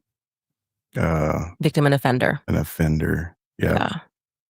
So the perpetrator denies what you're accusing him of. He attacks you. And then he reverses the roles of victim and accuser. The victim. And when I say that we are going through this on a large scale, and it was exactly how my experience with Turning Point after, when you walked in tonight, I was on the phone with actually the president of the University of Georgia. And and this is for the Turning Point USA chapter, and there had just been this situation where Erica wasn't going because the crowd size, and she said that was it. It was the crowd size. We told them that it wasn't going to be a big crowd. We were concerned the entire time. We had communicated this to them that people didn't want to go. Conservatives didn't want to go because they don't like Erica. They hate Erica. They told us to keep going. And then Trump. Erica abandons that commitment in the last moment, and they get on stage and they blame the world. Like, it's like, you didn't show up for your commitment, and now you're telling the world that she had death attacks or death threats, and that wasn't true. And so the students are resigning. She's resigning her post, and she said, I examine the same psychological tactics. There needs to be a broader discussion about that. There just needs to be a broader discussion about that. And so there is sort of this nucleus, and I shouldn't even call it. This is so unhealthy. There's a really unhealthy cell here that's building with faith. It's not really faith. It's a cult. I think it's actually a cult in practice, is what he was doing. Have you guys seen Tucker Carlson's father? If you actually on spoke the to a religion priest about that this everything that administration happened, I was watching an interview with Father Ripperger. I don't know if you got to see that. I did, yeah. Incredible. It was incredible to hear him speak about some of those things. I found it to be incredible, and I haven't even finished it. I want to pivot to this weapon story, though, because again, talking about everyone in Erica's orbit, I had just covered that her mother similarly was trying to buy or get the patent, I should say, for another gun company, unique gun company, which could hold different bullet types in each chamber. I know I'm terrible at speaking about guns. So you're smirking here. What do we? The cylinder. Yeah. Haha. Different rifling in each cylinder, which is super unique. And when I said that to you upstairs, like, that's very interesting. Your gun can fold. This gun would be the first to do this. And Lori was having this meeting. It ended up not panning out, but Erica showed up and they were interested in this company, or this patent rather, that wasn't actually made. And I thought, what do you think it is about these super unique guns that they're interested in? And I would like to hear your perspective and to talk about September 10th, because I think if there was a shot fired, could it have been closer? Could somebody have had it in their backpack? Again, we're surmising here. We are totally not saying this is how it went down, but it certainly makes for a compelling conversation. Yeah, so that I got to see a video rendition of what the product that you're talking about. It looks like a revolver, and it seemed to have multiple chambers that each have different calibers built into it. And typically that would be like a handgun style firearm, but you just extend the cylinder, so to speak, out further and put a stock on it and whatnot. And then it could be configured as some kind of shoulder fired weapon. And in theory, you could have, I don't know, up to 10 or 15 or more different calibers in it. And so I've never seen that product in the marketplace. I suppose it didn't. Hasn't been manufactured yet. No commercialization there. As far as the patent goes, I've never seen it before, but he did secure the patent. Yeah. 3 years it took, but he's got the patent for it. I would say this. So a gun that can hold different size caliber bullets. The Fold AR has several unique features to it. One being that it can fold, obviously, and the other that is not so obvious is the quick change barrel system. And so with just a push of a pin, you can take the entire barrel system off and swap it with a different barrel system of a different length or caliber. What kind of tool do you need to push the pin? In the case of the AR-15, the most common calibers are 5.56 or 223, same caliber there, and 300 blackout. So we sell proportionately 60 to 40, 60% the 5.56 and maybe 40% 300 blackout. And so it's very common. Being that the ballistics report of the shooting say 30 caliber, that doesn't necessarily mean 30-06. And so it could be a number of 30 caliber, which is the diameter, 0.30 inches. It could be any number of different cartridges, but all 30 caliber. And so that matches a 300 blackout profile. And so, in my opinion, why maybe certain countries would want a barrel system changeable rifle. I mean, it's twofold. One is for assassinations. Yeah. And so here's the scenario. Again, speculation. I'm not hanging my hat on this. Right. We don't see much evidence. We see a few things. But the scenario is you have a backpack, you have a rifle that fits in it, and it would not necessarily have to be a full AR. There are some other models where you can take the barrel off with different means, but they're not very popular. In the case of a fold AR, you could have the folded rifle in a backpack and another barrel system in it. And so you get to a shooting position, you take the rifle out, you unfold it, latch it, take your shot. You fold it, pop the pin, take that barrel system off, What do you grab need the to other pop the barrel pin? system that's in the backpack, Just your fingers? connect it to the receiver set, throw the other barrel, the freshly shot barrel system back in the backpack or wrapped around a towel. And you either leave the gun there and you take the backpack and the towel and the barrel system with you and jump off a building, or you put it all back together in the backpack and go put the entire unit somewhere else.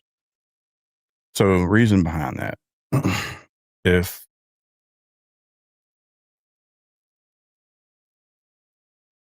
you're wanting to get away with assassination, then you shoot a bullet out of one system, one barrel system, and then you swap it over to another and your bullet profile doesn't match. As long as you get one of those components out of the mix, then you're effectively scot-free. All right, you guys, a lot of people are starting to look for more natural skincare options, especially ingredients like tallow, but not all tallow products are created the same, and some can feel heavy, greasy, or they just sit on your skin without actually helping it. What makes Nimi Skincare's Sunshine Tallow Cream and their Buzz and Tallow Balm different? And tallow and utility bills, and you're heavily on it's been the big allowed, I think. Let me ask you a question, silly question, but I'm allowed, I think. One of the things, obviously, that's been the biggest discoveries in this is that the bullet didn't go through, right? So this is why people really struggled with the 30-06 because, you know, it would take down a moose. Is the 30, any 30 scenario, would that be different? As someone who's not familiar with different bullets and what they can do, which would be me, and I think a lot of other people as well. Like that's something that to me feels like it would have to be a lot smaller. So there's a lot of schools of thought around this, and I'm not a ballistics expert. I'm a compact weapons expert on the AR platform. But ballistics, I've seen a lot. I've shot a lot, but you know, I don't do that every day. You know, that's my qualification there. However, I do know that 300 blackout, especially subsonic, has a much higher probability of not going through than a 30-06. Now, Can I ask what a subsonic is? Subsonic is usually charged, well, always charged with a lesser burning powder. Okay. And so it'll travel ideally below the sound barrier, which is going to be around. So literally subsonic sound. Yeah. Okay. 950 feet per second, plus or minus, depending on temperature, elevation, all that.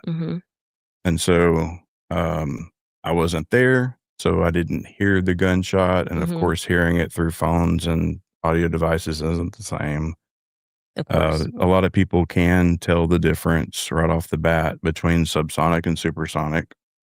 Also, there were speakers there. There's one theory that they played a sound that was different while another one escaped. I mean, there's 1,000 different. There's so many theories out there, but people would be able to tell the difference between a subsonic. Is the main point. Okay. And so and I'll just describe, the most likely ballistic profile that I would be looking at for this type of data, and I don't see the body.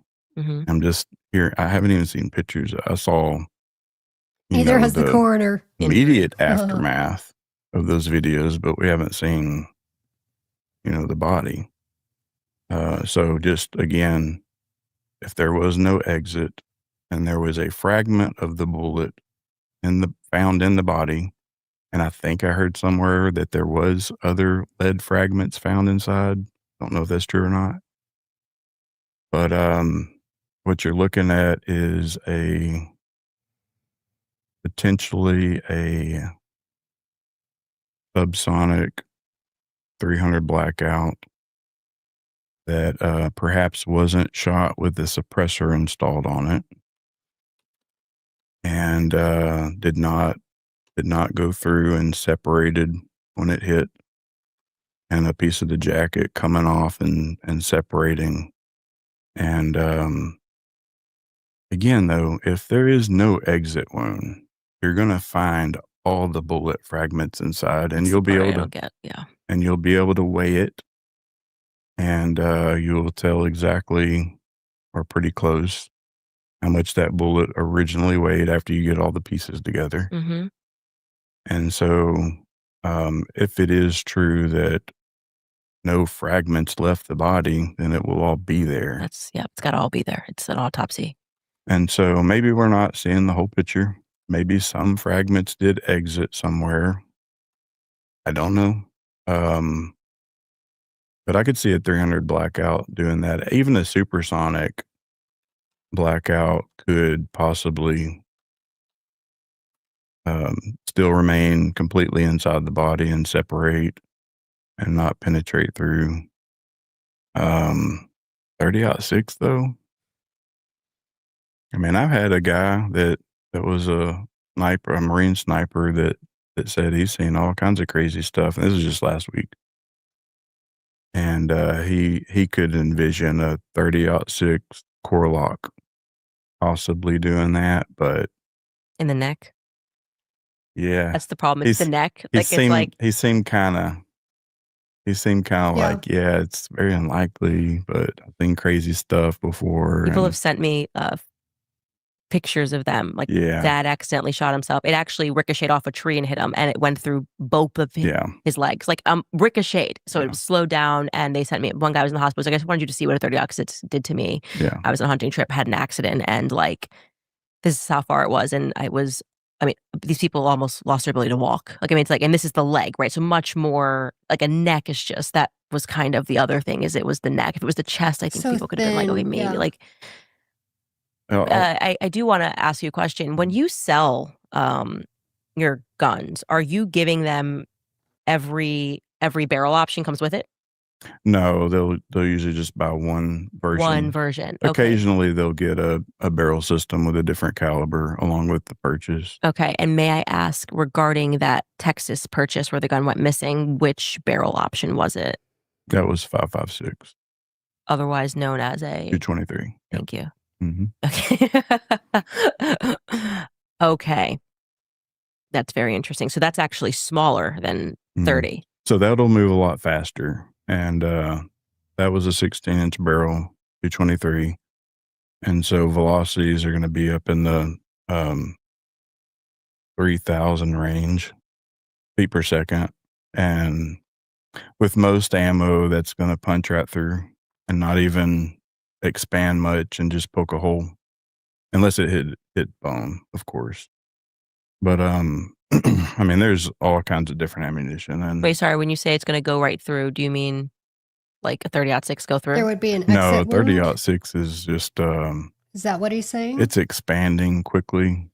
It's got a lot more energy and bigger diameter, and it's I would say within 2 inches of neck, it's already Not even like the middle, like it's, less, you got less if you're going through this way, which is where he was hit. Say it, Corby. But a 2, it's 2, just 3. gonna a normal 30-06 is just gonna plow right through. Mm-hmm. I think they knew that. I think they Yeah. were never planning on showing And us that even fast still, footage. if the jacket did separate quickly and didn't just mushroom in and stay intact, depending on the bullet design, even if it did separate, those pieces after they separate, they're some of them are gonna go out and exit. Even if one of them can hit bone and then travel back down, like they said, yeah, possible, but the other piece is going to shoot out somewhere. The transient bullet. at all. Yeah. So I would say this, with the 300 blackout up on an inclined roof angle, a subsonic 300 blackout round. Another interesting thing to think about. Typical gun ranges, you're going to zero your rifle at either 100 yards or 25 yards. Doesn't have to be the case, but that's typically what you do with your scope. And so let's say you zero it at 100 yards. Well, when you're now at 150 yards, your bullet's going to drop. If you're at 100 yards, it's going to hit right on where you're aiming if you've done your job and zeroed it. But if you're at 100 yards, it's going to drop. If it's a subsonic round, it may drop 10 to 12 inches, maybe 8 inches, maybe 14 inches. But it's going to drop, adding that extra 50 yards. And then you have the incline factor. Mm-hmm. So you're shooting kind of downhill, and it's not going to drop as much. So you're shooting flat. If it's, let's just say, average of 10 inches, it drops. The incline, it's going to drop maybe 7 or 6 inches even. Yeah, I'm not convinced that shot came from that Losi Center building. Yeah. Well, so Or if anywhere. it did, and you had a 300 blackout that was zeroed at 100, then it's very reasonable that it would hit in the neck if aiming exactly for the head. Mm-hmm. Yeah. I'll tell you what, it's a much more believable story than the one that we're getting. I will say that. So he's saying if they were aiming for the head, it's reasonable to assume that the bullet would have dropped to his neck, if that's what in fact did it. I mean, this is all just so fascinating to hear your story, and I think it gives us a lot to think about. I certainly have, as I've said, I'm happy to have Victor on this podcast and to allow him to tell more about his life story, which I think many people have found parts to be unbelievable. I do think, I think he's a crazy person. I will say that for sure. Just on the basis of the story you're telling me, the retooling prayer. I think he's wildly manipulative. I think he's probably involved in a cult, in the occult. That's what that all sounds like to me. And but it is also, like I said, a dark psychiatry for sure. And I do think that right off the bat, you were a victim of that. And he targeted you for purposes that had very little to do with faith and more to do with the product that you had. And it's a piece. I think the person who wrote the piece and has been working on your story, Corey Kennedy, right? Mm-hmm. did a very good job when she described it as a mosaic. We're looking at a very large mosaic. A lot of players are involved, all kind of using the same tools, manipulating people, attacking people, making them think that, they're not doing right by God, which is the wildest piece of the manipulation. It's the darkest piece of the manipulation. If you don't serve me, if you don't do this for me, you're not doing right by God, and putting themselves in positions of power over people's life and just learning those points. You're not hearing from God. Where can they push? Where is this person vulnerable? You're not what are they the most scared of? God, if you then I know how to if you go a different way, more firmly in my grasp, under my thumb, I would bring up a topic. So on Israel, I'm not against Israel. And I don't have some beef against the IDF. I don't have a beef against the people of Israel. I don't have beef against Jews. With Victor claiming that he's Jew, that doesn't matter to me. Israel is believers in Christ. And,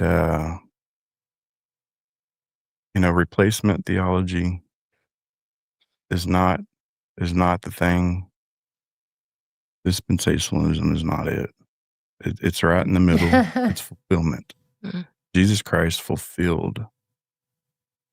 And so Mike Nichols, a slime ball. We're supposed to still treat everybody, no matter what ethnicity they are, no matter what country they're from, with the love and respect that Jesus Christ. Blake, you have to add me as a collab on our video. Instruction to do so. And so, I like the idea of protecting the nation of Israel, just as it was any other nation. However, offensively, no. Defensively, yeah, but we crossed the line, right? Mm-hmm. And what I see happening is no, do it again. It prophecy. Didn't work. You got to save it. You got to do it. Save it. We've got a condition set where we're about to throw down Israel. And that's equally as dangerous. And so did you see what Trump read today in the Bible? I have not seen that yet. I've been working all day. Trump. Yeah. I would not listen to Trump read the Bible. It's a national call for repentance. And that's using God's name in vain. When you look at what was read today, what they're doing, you combine it with the story of Solomon, which that's where this chapter, this set of verses is coming from. They're preparing to build the third temple. Yep. And so just look into that. And so I've been looking into Freemasonry and their obsession with Solomon's temple, Solomon's ring. It's where that is what the flag of Israel is. No, he's not a Christian. Yeah, I will look into that. I did not see it, so I will say that. But yeah.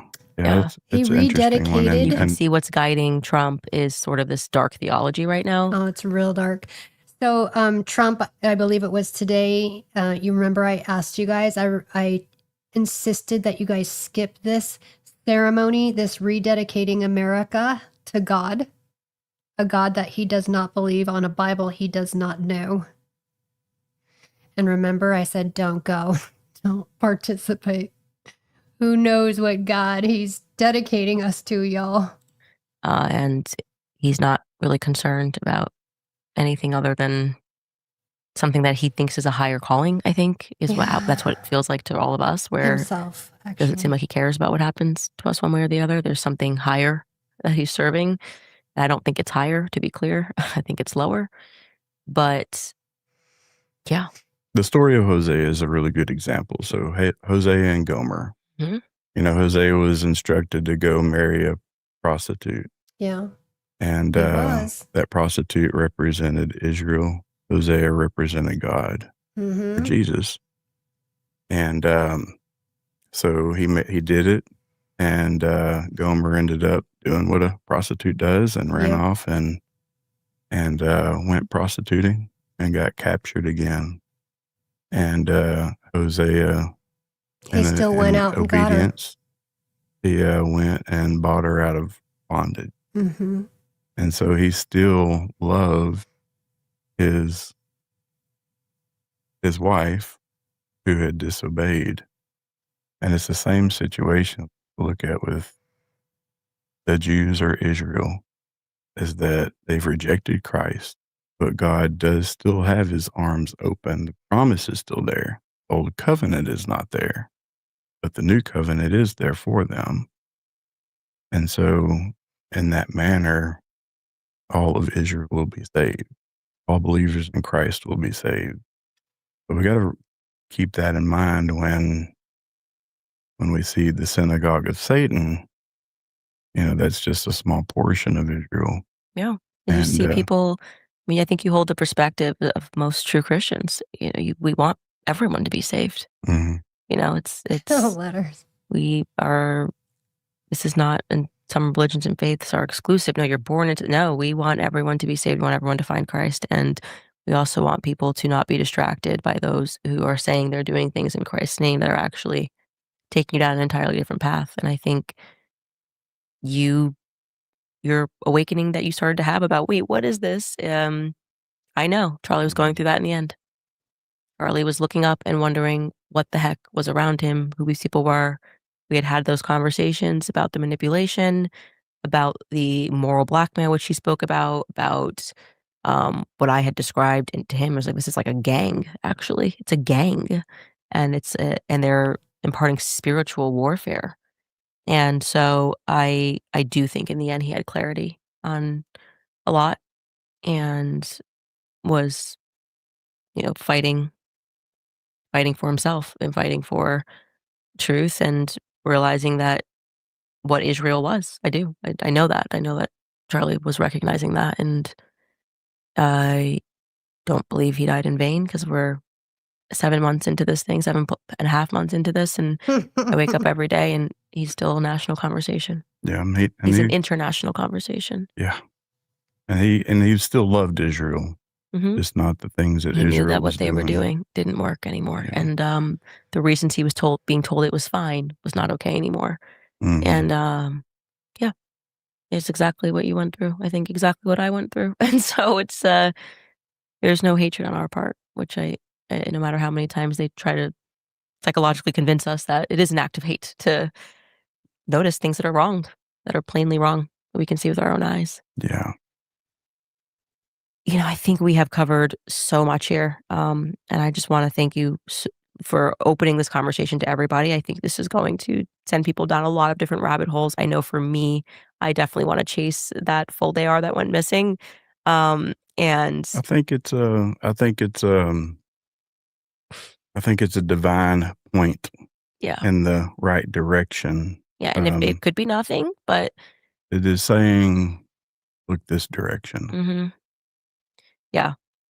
You felt it, had a question, I have a question, there may be an answer. Sometimes you go somewhere and it's nothing, but no stone you gotta try it. I unturned. feel like we have to do all that stuff for Charlie, Erica, just to keep this is looking. for And you. yeah, I think just thank you. You're welcome. Thank you so much. You're welcome. Bye, Corby. Take care. Dangerous out there. Dangerous. Okay, well, that was wild. That was wild about Victor. What a crazy person. Yeah, she should have edited to 2.5 speed. New rabbit hole. New level unlocked. Okay. Yeah, there's by design. By design. That was so long. How long was that? You guys are used to long ones. You sit through Barron's and everybody's. I can't. That was, wait, hold on. Hold up with that.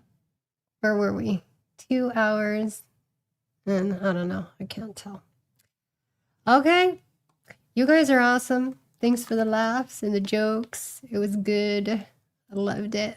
We didn't get to coach Colin, but you guys probably watched it. And yeah, we'll see. We'll see you guys tomorrow for more whatever I can scrub up and bring you tomorrow to talk about. And yeah, remember to be here Friday for the Friday interview. That'll be interesting. I'm interviewing a reporter, a journalist, like a real life one. So I'm a bit nervous because I'm not, like, I'm just me. So yeah, I'm just gonna, I got a little performance anxiety because I'm like, well, I'm not like that, but I'm just me. So I'll just say me and not try to do anything different than what I'd normally do with anybody, which is just talk to them. So anyway, we will see you tomorrow. I never make it through Barron's. Yes. So I stop at the super chats. I will do, 1.25 and then quit at the super chats. Well, long stories about how he got married. He still has a wedding ring on, so I guess maybe they stayed together. Great show. Glad I finally caught alive. Yay! He sounded like my grandpa. Yeah, stop at the supers. Okay, guys. Thanks for being here. I'll see you later, and I'll see you soon. Bye. Yes, Colin's are long too. These people, Dom, like, I don't give a Dom. That's long. Are they all? I think Zach goes pretty long. I don't watch Zach's.